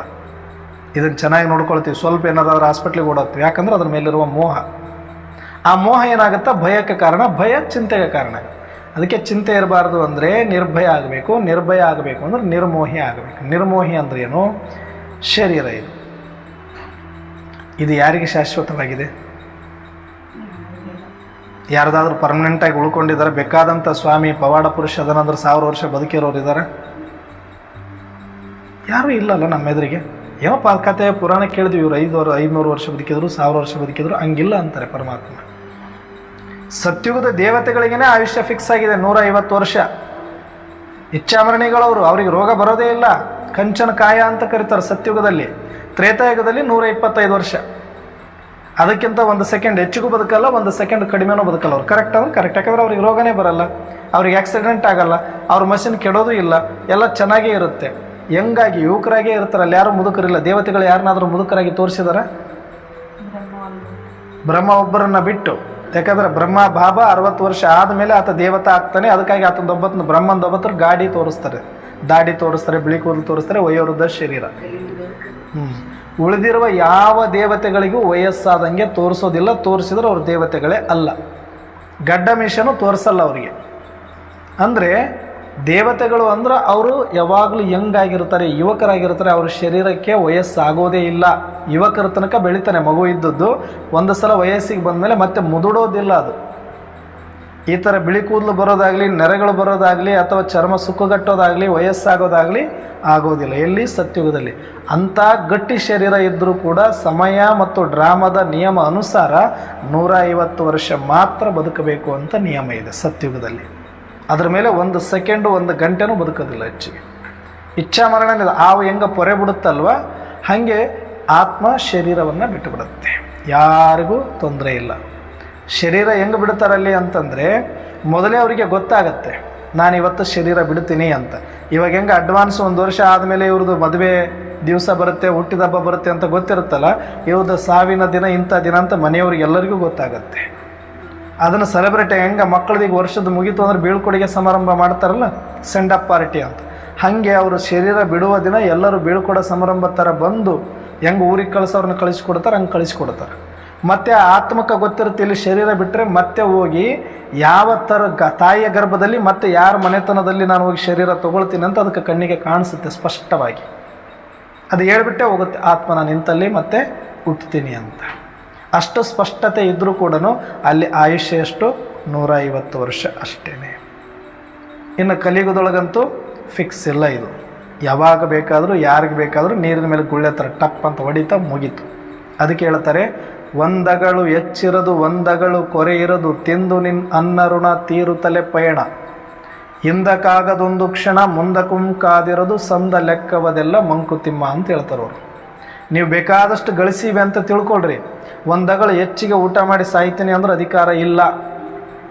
ಇಲ್ಲ ನನ್ನ ಮಕ್ಕಳಿಗೆ ಬೇಕಾದಷ್ಟು ಗಳಿಸಿನಿ, ನಾನು ನನ್ನ ಮಕ್ಕಳಿಗೆ ಒಂದಷ್ಟು ಉಳಿಸಿ ಹೋಗ್ತೀನಿ ಅಂದ್ರೂ ಇಲ್ಲ. ನಿನ್ನನ್ನು ನೀನು ಉಂಡೇ ಹೋಗಬೇಕು. ಮತ್ತು ಉಳಿಸಿ ಹೋಗ್ತೀನಿ ಅನ್ನೋಕ್ಕೆ ನಿನಗೆ ಅಧಿಕಾರನೂ ಇಲ್ಲ. ಒಂದಗಳು ಹೆಚ್ಚಿರೋದು ಒಂದಗಳು ಕೊರೆ ಇರೋದು, ಒಂದಗಳು ಬಿಟ್ಟು ಹೋಗೋಕ್ಕೂ ನಿನಗೆ ಅಧಿಕಾರ ಇಲ್ಲ. ಅದಕ್ಕೆ ನೀವು ತಲೆಯಿಂದ ತೆಗೆದಾಕ್ರಿ ಅಂತಾರೆ ಅವರು. ಸಾವು ಬಂತ ನೀವು ತಡೆಯೋಕ್ಕಾಗಲ್ಲ. ಸಾವು ಬಂದೇ ಇಲ್ವಾ, ನೀವೇನು ಮಾಡಿದ್ರು ಸಾಯಂಗಿಲ್ಲ, ತಲೆ ಮೇಲೆ ಕಲ್ಲು ಹಾಕಿದ್ರು ಬದುಕ್ತೀರಿ ಅಂತಾರೆ ಅವರು. ಇದು ಸಿದ್ಧ ಅಂತ ಹೇಳ್ತಾರೆ. ಇದು ಸಂದ ಲೆಕ್ಕ. ಇದು ಭಗವಂತನ ಲೆಕ್ಕಾಚಾರದಂತೆ ಪಾತ್ರ ಮಾಡಲಿಕ್ಕೆ ಬಂದವರು ನಾವೆಲ್ಲ. ನಮಗೆ ನಾವೇನು ಯಾರೋ ಹಣೆಬರ ಬರ್ಕೊಂಡು ಬಂದಿಲ್ಲ. ತಂದೆ ತಾಯಿ ಶರೀರಕ್ಕೆ ಜನ್ಮ ಕೊಟ್ಟಿದ್ದಾರೆ, ಆದರೆ ಯಾರಾದರೂ ವಾರಂಟಿ ಗ್ಯಾರಂಟಿ ಕೊಟ್ಟಿದ್ದಾರಾ? ಇಲ್ಲ. ಇರೋ ತನಕ ಅದಕ್ಕೊಂದಷ್ಟು ಉಳಿಸೋದು, ತಿನ್ನಿಸೋದು, ಬೆಳೆಸೋದು ಮಾಡ್ಬೋದು ಅಷ್ಟೇ. ಗ್ಯಾರಂಟಿ ಇಲ್ಲ, ವಾರಂಟಿ ಇಲ್ಲ ಇದಕ್ಕೆ. ಬೇಕಾದ್ರೆ ಒಂದು ಸಣ್ಣದ ಶೆಲ್ ತೊಗೊಂಬಂದ್ರೆ ವಾರಂಟಿ ಗ್ಯಾರಂಟಿ ಕೇಳ್ತೀವಿ ನಾವು. ಒಂದು ವಾಚ್ ತೊಗೊಂಡ್ರೆ ಕೇಳ್ತೀವಿ, ಮೊಬೈಲ್ ತೊಗೊಂಡ್ರೆ ಕೇಳ್ತೀವಿ. ಆದರೆ ಮನುಷ್ಯನಿಗೆ ವಾರಂಟಿ ಗ್ಯಾರಂಟಿ ಇಲ್ಲ. ಅದಕ್ಕೆ ಯಾಕೆ ಭಯ ಪಡ್ತೀರಿ? ಬರೋದೇ ಶರೀರ ಅಂದಮೇಲೆ ಕಾಯಿಲೆಗಳು ಬರದೇ ಇರೋರು ಯಾರು ಸತ್ತಿದ್ದಾರೆ? ಯಾರು ಸತ್ತಿದ್ದಾರೆ? ಒಟ್ಟ ಶಿವರಿಗೆ ಕಾಯಿಲೆನೇ ಇಲ್ಲಪ್ಪ. ಒಂದು ಚೆಕ್ ಮಾಡಿದ್ರೆ ನನಗೂ 108 ಅದಾವ, ನಿಮಗೂ 108 ಅದಾವ. ಚೆಕ್ ಮಾಡಿಸಿಲ್ಲ ಅಂತ ಎಲ್ಲರೂ ಆರಾಮಾಗಿದ್ದೀವಿ ಅಂತ ಅಂದ್ಕೊಂಡು ಆರಾಮ ಅಂತ ಕಾಲ ಕಳಿಬೇಕಷ್ಟೆ. ಭಾಳ ತ್ರಾಸಾಗಿ ಒಂದು ತೋರಿಸ್ತೀವಿ, ಇದೊಂದು ಸ್ವಲ್ಪ ನೋವು ಐತಮ್ಮ, ಇದಕ್ಕೊಂದು ಸ್ವಲ್ಪ ಗುಳಿಗೆ ತಗ, ಇದೊಂದು ಸ್ವಲ್ಪ ನೋವು ಐತೆ, ಇದಕ್ಕೊಂದು ಸ್ವಲ್ಪ ಗುಳಿಗೆ ತಗ ಅಂತ ಕೊಡ್ತಾನೆ. ಎಲ್ಲವೂ ಒಳಗಡೆ ರೋಗಗ್ರಸ್ತ ಇದ್ದೇ ಇದಾವೆ. ಯಾಕಂದರೆ ಇದು ವಾತಾವರಣ ತಮೋ ಪ್ರಧಾನ. ನಾವು ತಿನ್ನೋ ಆಹಾರ, ಊಟ ಇರ್ಬೋದು, ಗಾಳಿ ಇರ್ಬೋದು, ನೀರಿರ್ಬೋದು, ಎಲ್ಲವೂ ಕೂಡ ಮಲಿನ ಆಗಿರೋದ್ರಿಂದ, ಅದರಿಂದನೇ ರೋಗಗಳು ಉತ್ಪತ್ತಿ ಆಗಿರೋದ್ರಿಂದ ಎಲ್ಲರ ಶರೀರದೊಳಗಡೆ ರೋಗದ ಗೂಡೆ ಆಗ್ಬಿಟ್ಟೈತಿ. ಈಗ ಯಾವಾಗ ಅದು ಒಂದು ಮಷಿನ್ ನಿಂತ್ಕೊಂತು ಅಂದ್ರೆ ಟಕ್ ಅಂತ ಹೋಗ್ಬಿಡ್ತೈತೆ ಆತ್ಮ ಹೊರಗಡೆ. ಇದು ಯೋಗ್ಯ ಇಲ್ಲ ಇದರೊಳಗೆ ನಾನು ಇರೋಕೆ ಮನೆ ಅಂತಂದರೆ, ಈಗ ಮನೆಗೆ ಬೆಂಕಿ ಹತ್ತಿದ್ರೆ ನಾವು ಹೆಂಗೆ ಮನೆಗಿರೋರೆಲ್ಲ ಹೊರಗಡೆ ಅಯ್ಯೋ ನಾನು 10 ಲಕ್ಷ ಕೊಟ್ಟು ಕಟ್ಸೀನಿ, 50 ಲಕ್ಷ ಕೊಟ್ಟು ಕಟ್ಸೀನಿ ಅಂತ ಮನೆಗೆ ಬೆಂಕಿ ಹತ್ತಿದಾಗ ಅದ್ರಾಗೆ ಇರ್ತೀವಿ ನಾವು. ನಾನು ಮೊದಲು ಬಚಾವ್ ಆಗಬೇಕು ಅಂತ ನೋಡ್ತೀವಿ. ಮನೆ ಬೀಳ್ತಾ ಇತ್ತು ಅಂದ್ರೆ ಅಯ್ಯೋ ನಾನು ಕಟ್ಟಿನ ಮನೆ ಅಂತ ಹಳೆ ಮನೆ ಅಂತ ಹಂಗೆ ಇರೋಕ್ಕಾಗುತ್ತೆ, ಹೊರಗೆ ಓಡೋಗ್ಬೇಕಾಗುತ್ತೆ. ಯಾಕೆ ನಾನು ಉಳಿದ್ರೆ ಇಂಥ ಮನೆ 10 ಕಟ್ಟಬಹುದು. ಹಾಗೆ ಆತ್ಮ ಏನು ಮಾಡುತ್ತೆ, ಒಳಗಡೆ ಈ ಶರೀರದೊಳಗಡೆ ಇರೋಕ್ಕೆ ನನಗೆ ಯೋಗ್ಯತೆ ಇಲ್ಲ, ಈ ಶರೀರ ನನಗೆ ತ್ರಾಸು ಕೊಡ್ತಾ ಇದೆ ಅಂತ ಅನಿಸಿದರೆ ಇದನ್ನು ಬಿಟ್ಟು ಹೋಗುತ್ತದು. ಇದಿಲ್ಲ ಅಂದರೆ ಇನ್ನೊಂದು ಮನೆ ನನಗೆ ಇನ್ನೊಂದು ಇದೆ ಅಂತ ಹೋಗುತ್ತೆ, ಇನ್ನೊಂದು ತಾಯಿ ಗರ್ಭದಲ್ಲಿ ಮತ್ತೆ ಹೊಸ ಮನೆಗೆ ಹೋಗುತ್ತದು. ನಾವೇನಂತೀವಿ ಅದನ್ನು ಸಾವು ಅಂತ ಕರಿತೀವಿ. ಅಂದರೆ ಯಾರಾದರೂ ಬೆಂಕಿ ಎತ್ತಿದ ಮನೆಯೊಳಗಡೆ ಇದ್ದುಕೊಂಡು ಅಯ್ಯೋ ಮನೆ ಮೇಲೆ ಇವ್ರು ಮೋಹನೇ ಇಲ್ಲ, ಮನೆ ಬಿಟ್ಟು ಹೋಗ್ತಾ ಇದೆ ಅಂತ ನಾವು ಒಳಬೇಕಲ್ಲ, ಮತ್ತು ಯಾಕೆ ಹೊರಗೆ ಬನ್ನಿ ಅಂತ ಕರಿತೀವಿ. ಮನೆಗೆ ಬೆಂಕಿ ಎತ್ತಿದ್ರು ಕೂಡ 50 ಕೋಟಿ ರೂಪಾಯಿ ಮನೆ ಕಟ್ಟಿಸಿದ್ರು ಕೂಡ ಮನೆಯೊಳಗೆ ಇರೇ ಅಂತೀವ, ಹೊರಗಡೆ ಬನ್ನಿ ಮೊದಲು ಅಂತೀವಿ ನಾವು. ಗಂಧದ ಮನೆಯೇ ಕಟ್ಟಿದ್ರು ಕೂಡ ಬೆಂಕಿ ಎತ್ತಿದ್ರು ಬಿಡುತ್ತಾ ಅದು? ಇವರೇ ಕಟ್ಸ್ಯಾರ ಇಷ್ಟು ಕೋಟಿ ರೂಪಾಯಿ ಖರ್ಚು ಮಾಡಿ ಅಂತ ಅವ್ರನ್ನ ಸುಡದೆ ಬಿಡುತ್ತೆ, ಅದು ಸುಟ್ಟೇ ಸುಡುತ್ತೆ. ಹಾಗೆ ಆತ್ಮನೂ ಕೂಡ ಈ ಶರೀರದೊಳಗಡೆ ಯಾವುದೋ ಒಂದು ವಾತ, ಪಿತ್ತ, ಕಫ, ಯಾವುದೋ ಹೃದಯ ಸಂಬಂಧಿ ಕಾಯಿಲೆ, ಕಿಡ್ನಿ ಸಂಬಂಧಿ ಕಾಯಿಲೆ ಏನೋ ಒಂದು ಜಾಸ್ತಿ ಆಗಿ ಅದರೊಳಗಡೆ ಇರೋಕ್ಕೆ ಅದಕ್ಕೆ ತ್ರಾಸ ಆಯಿತು, ಸುಖಕ್ಕಿಂತ ಕಷ್ಟನೇ ಜಾಸ್ತಿ ಆಯಿತು ಅಂದ್ರೆ ಜಾಗ ಬದಲಿ ಮಾಡುತ್ತದು. ನಮಗಿಲ್ಲಿ ಯಾರನ್ನ ಭಾಳ ಕಿಟಿ ಕೊಟ್ಟರು ಅಂತ ಇಟ್ಕೊಳ್ಳಿ, ನಾವಿಷ್ಟೆಲ್ಲ ಹೊಲ ಮಾಡೀವಿ, ಆಸ್ತಿ ಮಾಡೀವಿ, ಎಲ್ಲ ಮಾಡೀವಿ, ನಮ್ಮ ಜೀವಕ್ಕೆ ತೊಂದರೆ ಐತೆ ಅಂದ್ರೆ ಇಲ್ಲಿ ಇರ್ತೀವ ನಾವು. ಅಯ್ಯೋ ಬಿಡಪ್ಪ, ನಾವು ಬದುಕಿದ್ರೆ ಇಂಥದ್ದು ಎಷ್ಟಾದರೂ ಖರೀದಿ ಮಾಡೋಣ, ಯಾರಿಗಾದ್ರೂ ಒಪ್ಪಿಸ್ಬಿಟ್ಟು ಹೋಗ್ಬಿಡೋಣ ಅಂತ ಹೋಗ್ತೀವಿ, ಜಾಗ ಬದಲಿ ಮಾಡ್ತೀವಿಲ್ಲ ನಾವು. ಹಾಗೆ ಆತ್ಮನೂ ಕೂಡ ಈ ಶರೀರದೊಳಗಡೆ ಇರಬೇಕು ಅಂತ ಬಂದಿದೆ ಚಂದನಾಗಿ. ಇದರೊಳಗಡೆ ಗಲಾಟೆನೇ ಜಾಸ್ತಿ ಆಯಿತು, ಇದರೊಳಗಡೆ ದುಃಖನೇ ಜಾಸ್ತಿ ಆಯಿತು, ಇದರೊಳಗಡೆ ತೊಂದರೆನೇ ಜಾಸ್ತಿ ಆಯಿತು ಅಂದ್ರೆ ಇಲ್ಲಿ ಯಾಕೆ ಇರುತ್ತದು? ಅದೇನು ಬಡತನದಿಂದ ಬಂದೈತೇನು? ಅದಕ್ಕೆ ಬೇಕಾದಷ್ಟು ಶರೀರ ಮತ್ತೆ ಮುಂದೆ ಸಿಗುತ್ತೆ, ನಾನು ಹೋಗ್ತೀನಿ ಅಂತ ಹೋಗ್ಬಿಡುತ್ತೆ. ಅದನ್ನು ಸಾವು ಅಂತ ಕರಿತೀವಿ ನಾವು. ಅದಕ್ಕೇ ಇಷ್ಟೊಂದು ಭಯ ಪಡ್ತಾ ಇದ್ದೀವಿ. ಭಗವಂತ ಹೇಳ್ತಾರೆ, ಒಂದು ವಸ್ತ್ರ ಇಲ್ಲಿ ಕುಂತೀನಿ ಹೇಳ್ಬೇಕಾದ್ರೆ ಇದು ಹರಿದು ಆಯಿತು ಅಂದ್ರೆ ಹಂಗೆ ಹಾಕೊಂಡು ಅಡ್ಡಾಡ್ತೀನಿ, ಇದನ್ನು ಬಿಡ್ತೀನಿ, ಬೇರೆ ಇನ್ನೊಂದು ಶರ್ಟ್ ಹಾಕ್ಕೊಂತೀನಿ ನಾನು. ಹಾಗೆ ಆತ್ಮನೂ ಕೂಡ ಈ ಶರೀರ ಅನ್ನೋ ಶರ್ಟ್ ಗಲೀಜಾಯಿತು, ಒಳಗಡೆ ಏನಾದ್ರು ತೊಂದರೆ ಆಯಿತು, ಈ ಮನೆಯೊಳಗಡೆ ಏನೋ ಕಾಟ ಕೊಡೋರು ಜಾಸ್ತಿ ಆದರು ಅಂದ್ರೆ ಅದು ಬಿಟ್ಟು ಹೋಗ್ಬಿಡುತ್ತೆ ಅಷ್ಟೆ. ಇದ್ರ ಮೇಲೆ ಜಾಸ್ತಿ ಮೋಹ ಇಟ್ಕೊಳ್ಬೇಡಿ ಅಂತ ಹೇಳ್ತಾರೆ. ಮತ್ತು ಬಿಟ್ಟು ಹೋಗ್ಬೇಕಂದ್ರೂ ಕಾರಣ ಇಲ್ಲದೆ ಬಿಟ್ಟು ಹೋಗಲ್ಲ. ಎಂಥದ್ದೇ ರೋಗ ಬಂದ್ರೂ ಇಷ್ಟು ದಿನ ಈ ಶರೀರದೊಳಗೆ ಇರಲೇಬೇಕು ಅನ್ನುವಂಥ ನಿಯಮ ಆತ್ಮಕ್ಕಿರೋದ್ರಿಂದ ಅಷ್ಟು ದಿನ ನರಳವರು ಕೂಡ 10 ವರ್ಷ ಬದುಕಿದ್ದಾರೆ. ಇವರು ಯಾವಾಗಾದರೂ ಸತ್ತು ಹೋಗ್ತಾರಂತ ಮನೆಯವರೇ ಕಾಯ್ಕೊಂಡು ಕೂತಿರ್ತಾರೆ, ಆದರೂ 10 ವರ್ಷ ಬದುಕಿರೋರು ನಾವು ನೋಡಿದ್ದೀವಿ. ನಮ್ಮ ರಿಲೇಷನ್ನಲ್ಲೇ ಆಗ್ಬೇಕು, ನಮ್ಮ ಅತ್ತೆ ಆಗಬೇಕು ಅವರು. ನಾವು ಚಿಕ್ಕ ವಯಸ್ಸಲ್ಲಿದ್ವಿ, ಅವಾಗೇ ಏನೋ ಸ್ವಲ್ಪ ಸೊಂಟ ಪ್ರಾಬ್ಲಮ್ ಆಗಿ ಮೊಣಕಾಲು ನೋವು ಬಂದು ರಥ ಹೋಗ್ಬಿಟ್ಟು ಮಲ್ಕೊಂಡಲ್ಲೇ 18 ವರ್ಷ ಇದ್ದರು ಅವರು. ಅವ್ರ ಮಕ್ಕಳು ನೋಡ್ಕೊಂಡ್ರಿ ಹೆಂಗಿಟ್ಟಿದ್ರು ಅಂದರೆ ಇವತ್ತೇನೋ ಮಲ್ಕೊಂಡಿದ್ರು ಅನ್ಬೇಕು. ನಾವು 20 ವರ್ಷ ದೊಡ್ಡವರಾದ 25 ವರ್ಷ 30 ವರ್ಷದವ್ರಾದರೂ ಕೂಡ ಅವಾಗ ತೀರ್ಕೊಂಡ್ರು ಅವರು. ಅಷ್ಟು ಸಿಸ್ಟಮೆಟಿಕ್ಕಾಗಿ ಇಟ್ಕೊಂಡಿದ್ರು. ಅವ್ರಿಗೆ ಒಂದು ದಿನ ತೊಂದರೆನೇ ಆಗಲಿಲ್ಲ. ಅಂದರೆ ಅವ್ರಿಗೇನು ಆಸೆ ಇರಲಿಲ್ಲ ಇರಬೇಕು ಅಂತ, ಮನೆಯವ್ರಿಗೂ ಏನು ಇಟ್ಕೊಳ್ಬೇಕಂತಿಲ್ಲ, ಎಷ್ಟು ದಿನ ಇರ್ತಾರೆ ಇರತ್ತ ನೋಡ್ಕೊಳ್ಳೋಣಂದ್ರು. 18 ವರ್ಷಗಟ್ಟಲೆ ಮಲ್ಕೊಂಡ್ರು ಅವರು ಒಂದೇ ಹಾಸಿಗೆ ಮೇಲೆ. ಎದ್ದು ಕುಂದ್ರಕ್ಕೆ ಇಷ್ಟೇ ಎಬಿಸಿ ಕುಂದ್ರಿಸಿ ಊಟ ಮಾಡಿಸ್ಬೇಕು, ಮತ್ತು ಸಿಸ್ಟಮೆಟಿಕ್ ಮಲ್ಕೊಂಡ್ಬಿಡ್ಬೇಕು 18 ವರ್ಷಗಟ್ಟಲೆ. ನಾವು ಇವತ್ತು ಹೊರಗೆ ಹೋಗಿರ್ತೀವಿ, ಹಿಂಗೆ ಎಡೆ ಬಿದ್ದು ಒಂದು ಸ್ವಲ್ಪ ಹಾಸ್ಪಿಟ್ಲಿಗೆ ಹೋಗಿದ್ರು ಬದುಕ್ತದೆ, ನಾನು ಇಲ್ಲಿ ಹೋದ್ರೆ ಬದುಕ್ತೀನಿ ಅಂತೀವಿ, ಸತ್ತೋಗಿರ್ತಾರೆ. ಅಂದರೆ ಅದು ಆಯುಷ್ಯ ಮುಗಿಯೋವರೆಗೂ ಈ ಶರೀರದೊಳಗಡೆ ಎಷ್ಟು ದಿನ ಇರಬೇಕು ಅಂತ ಇರುತ್ತೋ ಅಷ್ಟು ದಿನ ಇದ್ದೇ ಹೋಗ್ಬೇಕು. ಅದು ನೋವು ನಲಿವು ಅದು ಮುಗೀತು ಅಂದರೆ ಇದು ಎಷ್ಟೇ ಚೆನ್ನಾಗಿ ಇಟ್ಕೊಳ್ಳಿ, ಎಷ್ಟೇ ಡಾಕ್ಟ್ರನ್ನ ಸುತ್ತ 10 ಜನ ಇಟ್ಕೊಂಡು ನೀವು ಬೇಕಾದಷ್ಟು ಹಣದ ರಾಶಿ ಮೇಲೆ ಮಲ್ಕೊಂಡ್ರು ಅದು ಹೇಳದೆ ಕೇಳದೆ ಬಿಟ್ಟು ಹೋಗುತ್ತದೆ. ಇದು ನಿಯಮ. ಅದಕ್ಕೆ ಒಂದಗಳು ಹೆಚ್ಚಿರೋದು ಒಂದಗಳು ಕೊರೆ ಇರೋದು, ತಿಂದು ನಿನ್ನ ಅನ್ನ ಋಣ ತೀರುತ್ತಲೇ ಪಯಣ. ಹಿಂದಕ್ಕಾಗದೊಂದು ಕ್ಷಣ ಮುಂದಕ್ಕೂ ಕಾದಿರೋದು, ಸಂದ ಲೆಕ್ಕವಿದೆಲ್ಲ ಮಂಕುತಿಮ್ಮ. ಇದೆಲ್ಲವೂ ಒಂದು ಲೆಕ್ಕಾಚಾರದ ಪ್ರಕಾರ ನಡೀತಾ ಇದೆ. ಇಲ್ಲಿ ನೀವು ಅನ್ಕೊಂಡ ಲೆಕ್ಕಾಚಾರ ಏನೂ ನಡೆಯೋದಿಲ್ಲ. ನಾವು ಅನ್ಕೊಂಡಂಗೆ ಏನಾರು ನಡೆದೈತೆ ನಮ್ಮ ಜೀವನ? ನಾವು ಅನ್ಕೊಂಡಂಗೆ ಏನೂ ನಡೆಯೋದು ಇಲ್ಲ. ಇಲ್ಲಿ ಕೆಲವು ಸಲ ನಾವು ಅನ್ಕೊಳ್ಳದೆ ಇರೋದು ಇನ್ನೂ ಚೆನ್ನಾಗೇ ಆಗಿದೆ. ನೀವು ಅನ್ಕೊಂಡಿದ್ರಪ್ಪ ಇಷ್ಟೆಲ್ಲ ನಾವು ಮಾಡ್ತೀವಿ, ಇಷ್ಟೆಲ್ಲ ಕಂಡಕ್ಟರ್ ನೌಕರಿ ಮಾಡಾಗ ಇಷ್ಟೆಲ್ಲ ಆಸ್ತಿ ಮಾಡಿ ನಮ್ಮ ಮಕ್ಕಳು ಇಷ್ಟೆಲ್ಲ ಕೊಟ್ಟು ಇಷ್ಟೆಲ್ಲ ದೊಡ್ಡದಾಗಿ ಬಂದು ಇಲ್ಲೇನೋ ಒಂದು ಆರಾಮಾಗಿ ಇರ್ತೀವಿ ಅಂತ ಅಂದ್ಕೊಂಡಿದ್ವಿ. ಅವತ್ತೇನೂ ಗೊತ್ತಿಲ್ಲ ನಮಗೆ, ಆದರೆ ಆಗೋದಿತ್ತು. ಸೃಷ್ಟಿಯ ನಿಯಮ ಇತ್ತು, ನಮ್ಮ ಹಣೆ ಬರಹದಲ್ಲಿತ್ತು, ನಮ್ಮ ಭಾಗ್ಯದಲ್ಲಿತ್ತು. ಬರುವುದನ್ನು ಕೂಡ ಯಾರೂ ತಪ್ಪಿಸ್ಲಿಕ್ಕಾಗೋದಿಲ್ಲ. ಬರಬೇಕಾದಾಗ ಬಂದೇ ಬರುತ್ತೆ, ಹೋಗಬೇಕಾದಾಗ ಹೋಗೇ ಹೋಗುತ್ತೆ. ಅದಕ್ಕೆ ಶರೀರದ ಮೇಲೆ ಮೋಹ ಇಟ್ಕೊಳ್ಬಾರ್ದು. ಶರೀರದ ಮೇಲೆ ಇಲ್ಲ, ಇನ್ನೊಂದು ಸಂಬಂಧಗಳ ಮೇಲೆ. ಆ ಸಂಬಂಧಗಳು ಕೂಡ ಸರಿಯಾಗಿರಬೇಕು ಅಂತ ನಾವು ಅಂದ್ಕೊಳ್ತೀವಿ. ಸ್ವಲ್ಪ ಡೋರ್ ಮುಚ್ಚಿಬಿಟ್ರೆ ನೀರು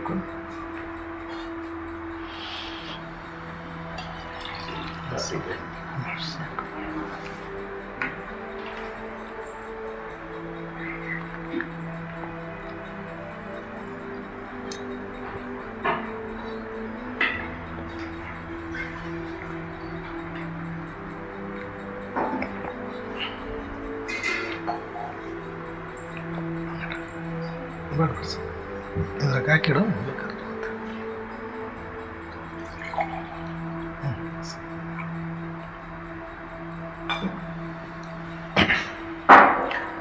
ಶರೀರದ ಮೇಲೆ ಮೋಹ ನಷ್ಟ ಆಗಬೇಕು ಅಂತ ಹೇಳ್ತಾರೆ. ಸಂಬಂಧಗಳ ಮೇಲೆ ನೆಕ್ಸ್ಟ್ ನಮಗಾಗೋದೇನು, ನಮ್ಮ ಶರೀರಕ್ಕೆ ಬಂದಾಗ ನಮಗೆಲ್ಲರೂ ಏನಿದ್ರು ಕೂಡ ಸಂಪತ್ತಿದ್ರು, ಪತಿ ಇದ್ರು, ಪತ್ನಿ ಇದ್ರು, ಯಾರ್ದು ಒಬ್ರು ತೊಗೊಳಕ್ಕಾಗತ್ತೆ? ಏನು ಮಾಡ್ಬೋದು ನಾವು? ಭಾಳ ಅಂದ್ರೆ ಅಡುಗೆ ಮಾಡಿ ಕೊಡ್ಬೋದು, ಊಟ ಕೊಡ್ಬೋದು, ಔಷಧಿ ಕೊಡ್ಬೋದು. ನೋವಂತೂ ತೊಗೊಳಕ್ಕೆ ಬರಲ್ಲ ಇದು. ಅದಕ್ಕೆ ಇದರ ಸರಿಯಾದ ಅರ್ಥವನ್ನು ತಿಳ್ಕೊಂಡು ಇದ್ರ ಮೇಲೆ ಮೋಹ ಇಟ್ಕೊಳ್ಬೇಡಿ, ಮೇಂಟೈನ್ ಮಾಡಿ. ಈಗ ಹೆಂಗೆ ಕಾರ್ ಇದೆ, ಕಾರ್ ಎಷ್ಟು ಮೇಂಟೈನ್ ಮಾಡ್ಬೇಕು ಅಷ್ಟು ಮೇಂಟೈನ್ ಮಾಡ್ತೀವಿ. ಪೂರ ಕೆಟ್ಟೋಯ್ತು ಅಂದ್ರೆ ಏನು ಮಾಡ್ತೀವಿ? ಅದನ್ನು ಬಿಡ್ತೀವಿ, ಹೊಸ ಕಾರ್ ಚೇಂಜ್ ಮಾಡ್ತೀವಿ, ಇಲ್ಲ ರಿಪೇರಿ ಮಾಡ್ಸೋಕೆ ಕೊಡ್ತೀವಿ. ಹಾಗೆ ಇದನ್ನು ಶರೀರವನ್ನು ಮೇಂಟೈನ್ ಮಾಡಿ. ನಿಮ್ಮ ಕೈಲಿ ಎಷ್ಟಾಗುತ್ತೆ ಅಷ್ಟು ಚೆನ್ನಾಗಿ ಊಟ ಕೊಡಿ. ಒಳ್ಳೆ ಊಟ, ಒಳ್ಳೆ ಆಹಾರ, ಒಳ್ಳೆ ನಿದ್ರೆ, ಇದನ್ನು ಚೆನ್ನಾಗಿ ಇಟ್ಕೊಳ್ಳೋಕೆ ಪ್ರಯತ್ನ ಪಡಿ. ಇದ್ರ ಮೇಲೆ ಮೋಹ ಇಟ್ಕೊಳ್ಬೇಡಿ. ಎಲ್ಲರದು ಹೋಗಿದೆ, ನಮ್ಮದು ಹೋಗುತ್ತೆ. ಕೆಲವ್ರು ಮುಂದೆ, ಕೆಲವ್ರು ಹಿಂದೆ, ಇಷ್ಟೇ. ಈ ಸತ್ಯ ತಿಳ್ಕೊಂಬಿಟ್ರೆ ಇರೋಷ್ಟು ದಿನ ಆದ್ರೆ ನಿಶ್ಚಿಂತ ಇರ್ತೀವಿ. ನೀನು 100 ವರ್ಷ ಬದುಕಬೇಕಂತೇಳಿ ಚಿಂತೆ ಮಾಡಿ 100 ವರ್ಷ ಬದುಕಿದ್ರೆ ಏನು ಉಪಯೋಗ ಆಯಿತು? 3 ದಿನ ಬದುಕಿದ್ರೂ ನಿರ್ಭಯದಿಂದ ಬದುಕಿ ಹೋದ್ರೆ ಸಾಕಲ್ಲ, ಇನ್ನೇನೈತಿ ಅದರೊಳಗಡೆ? ಇದನ್ನು ತಿಳ್ಕೊಂಡ್ರೆ ಜ್ಞಾನ. ಅದಕ್ಕೆ ನಿರ್ಮೋಹಿಗಳಾಗಿ ಅಂತ ಹೇಳ್ತಾರೆ. ಶರೀರ, ಇನ್ನು ಸಂಬಂಧಗಳು. ಇನ್ನು ಶರೀರನೇ ನಮ್ಮ ಮಾತು ಕೇಳಲ್ಲ ಅಂದಮೇಲೆ ನಾವಿದನ್ನು 50 kg 60 kg 100 kg ಹೊತ್ಕೊಂಡು ಓಡಾಡೋರು ನಾವೇ. ಇದು ಕುಣಿಸೋರು ತಿನ್ನಿಸೋರು ನಾವೇ, ತೊಳಸೋದು ಮಾಡಿಸೋದು ಎಲ್ಲ ನಾವೇ ಮಾಡ್ತೀವಿ. ಇದಕ್ಕೆ ನಮ್ಮ ಮಾತು ಕೇಳುತ್ತಾ? ಇದು ಹಿಂಗೆ ಇರಬೇಕು, ಎಷ್ಟೊತ್ತು ಹಿಂಗೆ ಕೊಡ್ತೀನಿ ಅಂದ್ರೆ ಕೊಡೋಕ್ಕಾಗತ್ತಾ? ಇಲ್ಲ, ಇದು ನಮ್ಮ ಮಾತು ಇದು ಕೇಳೋಂಗಿಲ್ಲ ಅಂದಮೇಲೆ ಇನ್ನು ಸಂಬಂಧಗಳು ಅವ್ರು ಹೆಂಗೆ ನಮ್ಮ ಮಾತು ಕೇಳುತ್ತಾರೆ? ನಮ್ಮ ಮಕ್ಕಳು ಹಿಂಗೇ ಇರಬೇಕು, ಅಣ್ಣ ತಮ್ಮಂದ್ರೆ ಹಿಂಗೇ ಇರಬೇಕು, ಪತಿ ಪತ್ನಿ ಹಿಂಗೇ ಇರಬೇಕು, ನಮ್ಮ ಕಂಟ್ರೋಲಲ್ಲಿ ಇಲ್ಲ. ಇದನ್ನ ಹೆಂಗೆ ಮೇಂಟೈನ್ ಮಾಡ್ತೀವೋ ಅದನ್ನು ಹಂಗೆ ಪ್ರೀತಿಯಿಂದ ಸಂಪಾಲನೆ ಮಾಡಬೇಕು. ಪತಿಯಾಗಿ, ಪತ್ನಿಯಾಗಿ, ಮಕ್ಕಳಾಗಿ, ತಂದೆಯಾಗಿ, ತಾಯಿಯಾಗಿ ನಮ್ಮ ಕರ್ತವ್ಯವನ್ನು ನಿಭಾಯಿಸಬೇಕು. ಬಿಟ್ಟರೆ ಅಷ್ಟೇ ನಮ್ಮ ಕೈಯಲ್ಲಿರೋದು. ಹಿಂಗೇ ಆಗಬೇಕು ಅಂತ ಮೋಹ ಮಾಡ್ಕೊಂಡ್ವಿ ಅಂದರೆ ಅದು ನಮ್ಮ ಕಂಟ್ರೋಲಲ್ಲಿ ಇಲ್ಲ. ಅವ್ರ ಅದೃಷ್ಟವನ್ನು ಅವ್ರು ಹೊತ್ಕೊಂಡೇ ಬಂದಿದ್ದಾರೆ. ಅವ್ರ ಹಣೆ ಬರಹ ಅಂತ ನಾವು ಬರೆದಿಲ್ಲ. ಅವ್ರಿಗೆ ಶರೀರ ನಾವು ಕೊಟ್ಟಿರ್ಬೋದು, ಜನ್ಮ ನಾವು ಕೊಟ್ಟಿರ್ಬೋದು ಅಷ್ಟೇ. ಆದರೆ ಆತನ ಅದೃಷ್ಟವನ್ನು, ಆತನ ಅನ್ನವನ್ನು, ಆತನ ಐಶ್ವರ್ಯವನ್ನು, ಆತನ ವಿಧಿಯನ್ನು ಆತ ಬರ್ಕೊಂಡೇ ಬಂದಿದ್ದಾನೆ. ಹಿಂದಿನ ಜನ್ಮದಿಂದ ತೊಗೊಂಡೇ ಬಂದಿದ್ದಾನೆ ಗಂಟು ಬುತ್ತಿ. ಅದಕ್ಕೆ ಮುನ್ನ ಮಾಡಿದ ಪಾಪ ಯಾರ ಆತನ ಗಂಟು ಅಂತ ಹೇಳ್ತಾರಲ್ಲ, ಆ ಆತ್ಮ ಹಿಂದಿನ ಜನ್ಮದೊಳಗಡೆ ಏನು ಪುಣ್ಯ ತೊಗೊಂಡು ಬಂದಿದೆ ಅದನ್ನು ಅದ್ರ ಬುತ್ತಿ ಅದೇ ಊಟ ಮಾಡ್ತೇವೆ. ನಾವು ಹೇಳ್ತೀವಿ ನನ್ನ ಮಕ್ಕಳಿಗೆ ನಾವಿಷ್ಟು ಆಸ್ತಿ ಮಾಡಿದ್ವಿ, ಇಲ್ಲ ನಮ್ಮ ಮಕ್ಕಳು ನಮಗೆ ಹಿಂಗೆ ಕೆಟ್ಟದ್ದು ಮಾಡಿದರು. ಇಲ್ಲ, ನಮ್ಮ ತಟ್ಟೆಯಲ್ಲಿ ಏನಿದೆಯೋ ಅದಕ್ಕೆ ಹೊಣೆಗಾರ ನಾನೇ. ನಾನು ಹಿಂದಿನ ಜನ್ಮದಲ್ಲಿ ಏನು ಹೊತ್ಕೊಂಡು ಬಂದಿದೆ ಅದನ್ನೇ ಊಟ ಮಾಡ್ತೇನೆ. ಅದಕ್ಕೆ ಇಂಥ ಪತಿ, ಇಂಥದ್ದೇ ಗಂಡ, ಇಂಥದ್ದೇ ಮಕ್ಕಳು, ಇಂಥದ್ದೇ ಆಸ್ತಿ, ಇಂಥದ್ದೇ ಸ್ಥಾನಮಾನ ಸಿಗಬೇಕು ಅಂತ ನಾನು ಏನು ಅಂದ್ಕೊಂಡು ಬಂದೀನಿ, ನಾನು ಏನು ಕರ್ಮ ಮಾಡ್ಕೊಂಡು ಬಂದೀನಿ ಅದರ ಪ್ರಕಾರ ನನಗೆ ಸಿಕ್ಕಿದೆ. ಹಾಗೆ ನನ್ನ ಮಕ್ಕಳಾಗಿ ಹುಟ್ಟಿರ್ಬೋದು ಅವರು. ನನ್ನ ಕೈಯಲ್ಲಿ ಅವ್ರಿಗೇನು ಒಂದೊತ್ತು ಒಳ್ಳೆ ಊಟ ಕೊಡೋಕ್ಕಾಗುತ್ತಾ ಕೊಡೋಣ, ಬಟ್ಟೆ ಕೊಡೋಕ್ಕಾಗುತ್ತಾ ಕೊಡೋಣ, ಮನೆ ಕೊಡೋಕ್ಕಾಗುತ್ತಾ ಕೊಡೋಣ, ಒಳ್ಳೆ ವಿದ್ಯೆ ಕೊಡೋಕ್ಕಾಗುತ್ತಾ ಕೊಡೋಣ, ಒಳ್ಳೆ ಸಂಸ್ಕಾರ ಕೊಡೋಕ್ಕಾಗುತ್ತಾ ಕೊಡೋಣ. ನಮ್ಮ ಕಡೆಯಿಂದ ಕೊಡೋದಷ್ಟೇ ಕೆಲಸ. ಆ ಕಡೆಯಿಂದ ಏನು ಬರುತ್ತೆ ನಮ್ಮ ಕೈಯಲ್ಲಿಲ್ಲ. ಬಿಟ್ಟ ಬಾಣ ಬಿಡೋದಷ್ಟೇ ನಮ್ಮ ಕೈಯಲ್ಲಿ. ಅದು ಹೋಗಿ ಎಲ್ಲಿ ಬೀಳಬೇಕು, ಹೆಂಗೆ ಬೀಳಬೇಕು ಅದು ನಮ್ಮ ಕೈಯಲ್ಲಿಲ್ಲ. ಹಾಗೆ ಮಕ್ಕಳನ್ನ ಬೆಳೆಸೋದು, ಸಂಬಂಧಗಳನ್ನು ಉಳಿಸ್ಕೊಳ್ಳೋದು ಎಷ್ಟು ನಾವು ಮಾಡೋಕ್ಕಾಗುತ್ತೆ ಅಷ್ಟೇ ಮಾಡಬೇಕು. ಅದರ ಸಂಸ್ಕಾರ ಏನಿದೆ ಅದು ಬರುತ್ತೆ. ಆದರೆ ಒಂದೇನೆಂದರೆ ಬೇವಿನ ಬೀಜ, ಮಾವಿನ ಬೀಜ ಪಕ್ಕದಲ್ಲಿಟ್ಟರೆ ನಾವು ಗುರುತಿಸ್ಬೋದು. ಇದು ಬೇವಿನ ಬೀಜ, ಇದು ಮಾವಿನ ಬೀಜ, ಇದು ಸೇಬಣ್ಣಿನ ಬೀಜ, ಇದು ಸೇಪೆಕಾಯಿ ಬೀಜ, ಸಪೋಟ ಬೀಜ. ಆದರೆ ಮನುಷ್ಯ ನೋಡೋಕೆ ಮನುಷ್ಯನ ಥರನೇ ಕಾಣಿಸ್ತಾನೆ. ಒಳಗೆ ಮಾವಿದೆಯೋ, ಬೇವಿದೆಯೋ, ಹುಳಿ ಇದೆಯೋ, ಉಪ್ಪಿದೆಯೋ, ಖಾರ ಇದೆಯೋ, ಮೆಣಸಿನ್ಕಾಯಿ ಇದೆಯೋ, ಯಾರಿಗೆ ಗೊತ್ತದು ಸಂಸ್ಕಾರ? ಹಾಗೆ ಸಂಸ್ಕಾರ ಗೊತ್ತಾಗೋದಿಲ್ಲ. ಹಣ್ಣುಗಳ ಬೀಜವನ್ನು ಗುರುತಿಸ್ಬಿಡೋದು. ಮನುಷ್ಯನ ಆತ್ಮದ ಬೀಜದ ಸಂಸ್ಕಾರ ಹೆಂಗಿದೆ ಅಂತ ಗುರುತಿಸ್ಲಿಕ್ಕೆ ಆಗಲ್ಲ. ಒಂದೇ ಮಣ್ಣಲ್ಲಿ ಪಕ್ಕ ಹಾಕ್ರಿ, ಅದೇ ಮಣ್ಣಿನ ಅಂಶ ಹೇಳ್ಕೊಂಡು ಒಂದು ಸಿಹಿ ಹಣ್ಣು ಕೊಡ್ತೈತಿ, ಅದೇ ಮಣ್ಣಿನ ಅಂಶ ಹೇಳ್ಕೊಂಡು ಒಂದು ಬೇವು ಕೊಡ್ತೈತಿ, ಕಹಿ ಕೊಡ್ತೈತಿ. ಮಣ್ಣಿನ ತಪ್ಪಲ್ಲ ಅದು. ಅದರೊಳಗಿರೋ ಬೀಜದ ಸಂಸ್ಕಾರ ಏನಾಯ್ತು ಅದಕ್ಕೆ ತಕ್ಕಂಗೆ ಫಲ. ಭೂಮಿಯಾಗ ಏನಾರು ವಿಷ ಆಗು ನೀನು ಅಂತ ಅದಕ್ಕೇನಾರು ಕೊಟ್ಟೈತನು? ಅದಕ್ಕೇನು ಕೊಟ್ಟೈತಿ? ಇದಕ್ಕೂ ಅದೇ ಗೊಬ್ಬರ ಹಾಕಿವಿ, ಇದಕ್ಕೆ ಅದೇ ನೀರು ಹಾಕಿವಿ, ಇದಕ್ಕೆ ಅದೇ ಎಲ್ಲ ಭೂಮಿನೇ ಐತಿ. ಆದರೆ ಆ ಬೀಜದ ಸಂಸ್ಕಾರ, ಒಂದು ಹಣ್ಣು ಸಿಹಿಯಾಗಿ ಬಂದೈತಿ, ಒಂದು ಕಹಿಯಾಗಿ ಬಂದೈತಿ, ಒಂದು ಹುಳಿಯಾಗಿ ಬಂದೈತಿ. ಹೆಂಗೋ ಹಾಗೆ ತಾಯಿ ಗರ್ಭ ಒಂದೇ ಇರ್ಬೋದು, ಕೊಟ್ಟಿರೋ ಸಂಸ್ಕಾರ ಒಂದೇ ಇರ್ಬೋದು, ಪಾಲನೆ ಪೋಷಣೆ ಒಂದೇ ಇರ್ಬೋದು. ಅದರೊಳಗಡೆ ಇರೋದು ಕಹಿ ಇತ್ತಂದ್ರೆ ನಾನೇನು ಮಾಡೋಕ್ಕಾಗತ್ತೆ? ಅದಕ್ಕೆ ಬಸವಣ್ಣವ್ರು ಹೇಳ್ತಾರೆ, ಬೇವಿನ ಬೀಜವ ಬಿತ್ತಿ, ಬೆಲ್ಲದ ಕಟ್ಟೆಯ ಕಟ್ಟಿ, ಆಕಳ ಹಾಲನ್ನೆರೆದು, ಜೇನು ತುಪ್ಪವ ಹೊಯ್ದರೆ, ಸಿಹಿಯಾಗಬಲ್ಲುದೇ ಕಹಿಯಹುದಲ್ಲದೆ. ಅದು ಬೀಜನೇ ಬೀಜ ಐತಿ. ನೀನು ಅದಕ್ಕೆ ಬೆಲ್ಲದ ಕಟ್ಟಿ ಆಕಳ ಹಾಲು ಹಾಕಿ ಜೇನುತುಪ್ಪ ಹಾಕಿದ್ರೆ ಅದೇನು ಸಿಹಿ ಹಣ್ಣು ಕೊಡುತ್ತೆ ಅನ್ನೋದು ಕೊಡಲ್ಲ. ಹಾಗೆ ನಿಮ್ಮ ಮಗನಾಗಿ ಬಂದಿರ್ಬೋದು, ಸೊಸೆಯಾಗಿ ಬಂದಿರ್ಬೋದು, ಸಂಬಂಧಿಕರಾಗಿ ಬಂದಿರ್ಬೋದು, ಅದಕ್ಕೆ ನಾವು ಬೆಲ್ಲದ ಕಟ್ಟಿನೇ ಕಟ್ಬೋದು, ಜೇನುತುಪ್ಪನೇ ಕೊಡ್ಬೋದು, ಅದಕ್ಕೆ ಆಕಳ ಹಾಲನ್ನೇ ಎರಿಬೋದು. ಅದಕ್ಕೆ ಒಳಗಡೆ ಅದರೊಳಗಡೆ ವಿಷ ತುಂಬಿತ್ತು ಅಂದ್ರೆ ನೀವೇನು ಮಾಡೋರೈತ್ರಿ? ಅದಕ್ಕೆ ಒಂದು ಪ್ರಾಣಿ ಎದುರಿಗೆ ಬರುತ್ತಂದ್ರೆ ಅದರಿಂದ ತಪ್ಪಿಸ್ಕೊಳ್ಬೋದು ಅಂತ. ಹಾನಿ ಬರುತ್ತೆ ಅಂದರೆ ಇದು ಹಿಂಗೆ ಅಟ್ಯಾಕ್ ಮಾಡುತ್ತಂತ ಗಿಡ ಏರಿ ಕೂತ್ಕೊಳ್ಬೋದು, ಏನೋ ಮಾಡ್ಬೋದು. ಒಂದು ಹುಲಿ ಬಂತಂದ್ರೆ ತಪ್ಪಿಸ್ಕೊಳ್ಬೋದು, ಒಂದು ಹಾವು ಬಂದ್ರೆ ತಪ್ಪಿಸ್ಕೊಳ್ಬೋದು, ಹಿಂಗೆ ಇರುತ್ತಿದ್ದು ಅಂತ. ಆದರೆ ಒಬ್ಬ ಮನುಷ್ಯ ಬರ್ತಾನಂದ್ರೆ ಅವನಿಂದ ತಪ್ಪಿಸ್ಕೊಳಕ್ಕಾಗಲ್ಲ ಅಂತ. ಯಾಕಂದರೆ ಯಾವಾಗ ಆಕಳ ಥರ ಇರ್ತಾನೋ, ಯಾವಾಗ ಹುಲಿ ಥರ ಆಗ್ತಾನೋ, ಯಾವಾಗ ಹಾವಾಗಿ ಕಚ್ತಾನೋ ಗೊತ್ತಾಗಲ್ಲ ಅಂತ. ಯಾಕಂದ್ರೆ ಮನುಷ್ಯನ ಸಂಸ್ಕಾರ ಅಷ್ಟು ಸೂಕ್ಷ್ಮ ಆಗಿರುತ್ತೆ ಒಳಗಡೆ. ಅದು ಎಷ್ಟೋ ಜನ್ಮದಿಂದ ಆ ಸಂಸ್ಕಾರ ಬಂದುಬಿಟ್ಟಿರುತ್ತೆ. ಅದಕ್ಕೆ ಯಾರ ಮೇಲೇನೂ ನಾವು ಜಾಸ್ತಿ ಮೋಹ ಇಟ್ಕೊಳ್ಬಾರ್ದು. ಇವ್ರು ಹಿಂಗೆ ಇರ್ತಾರೆ, ನಾವು ಹಿಂಗೆ ಇರ್ತೀವಿ, ಬೇವು ಬೆಳೆದಂಗೆ ಇರ್ತೀವಿ, ಹಂಗಿಲ್ಲ. ಸಮಯ ಇರೋ ತನಕ ಮಾತ್ರ ಇರ್ತೀವಿ, ಸಮಯ ಮುಗಿತಾ ದೂರ ಆಗಲೇಬೇಕೆಲ್ಲರೂ. ಜಗತ್ತಿನ ನಿಯಮ ಏನು? ಕೂಡಿದ್ದೆಲ್ಲ ಅಗಲಬೇಕು, ಅಗಲದ್ದೆಲ್ಲ ಕೂಡಬೇಕು. ಇದು ಜಗತ್ತಿನ ನಿಯಮ. ಸಂಬಂಧಗಳೇನಿದೆ ಇವತ್ತು ಕೂಡಿದ್ದೀವಿ, ಕೂಡಿದ್ದೇ ಯಾಕ? ಒಂದು ದಿನ ಅಗಲಕ್ಕೆ. ತಾಳಿ ಕಟ್ಟಿಸ್ತಾರೆ, ನಮಗೆ ಕೂಡಿಸ್ತಾರೆ. ಪರ್ಮನೆಂಟಾಗಿ ಕೂಡಿ ಯಾರನ್ನ ಇರೋಕ್ಕಾಗೈತೆ ಭೂಮಿ ಮೇಲೆ? ಕೂಡಿದ್ದು ಆಗಲೇಬೇಕಲ್ಲ, ಅದು ಯಾವತ್ತರ ಒಂದು ದಿನ ಅಗಲತ್ತದು. ಪತಿ ಪತ್ನಿನಾಗಲ್ಬೋದು, ಪತ್ನಿ ಪತಿನಾಗಲ್ಬೋದು, ಮಕ್ಕಳು ತಂದೆ ತಾಯಿನಾಗಲ್ಬೋದು, ತಂದೆ ತಾಯಿ ಮಕ್ಕಳನ್ನಾಗಲ್ಬೇಕು. ಆಗಲೇ ಬೇಕಿದು, ನಿಯಮನೇ ಹಂಗಿದೆ.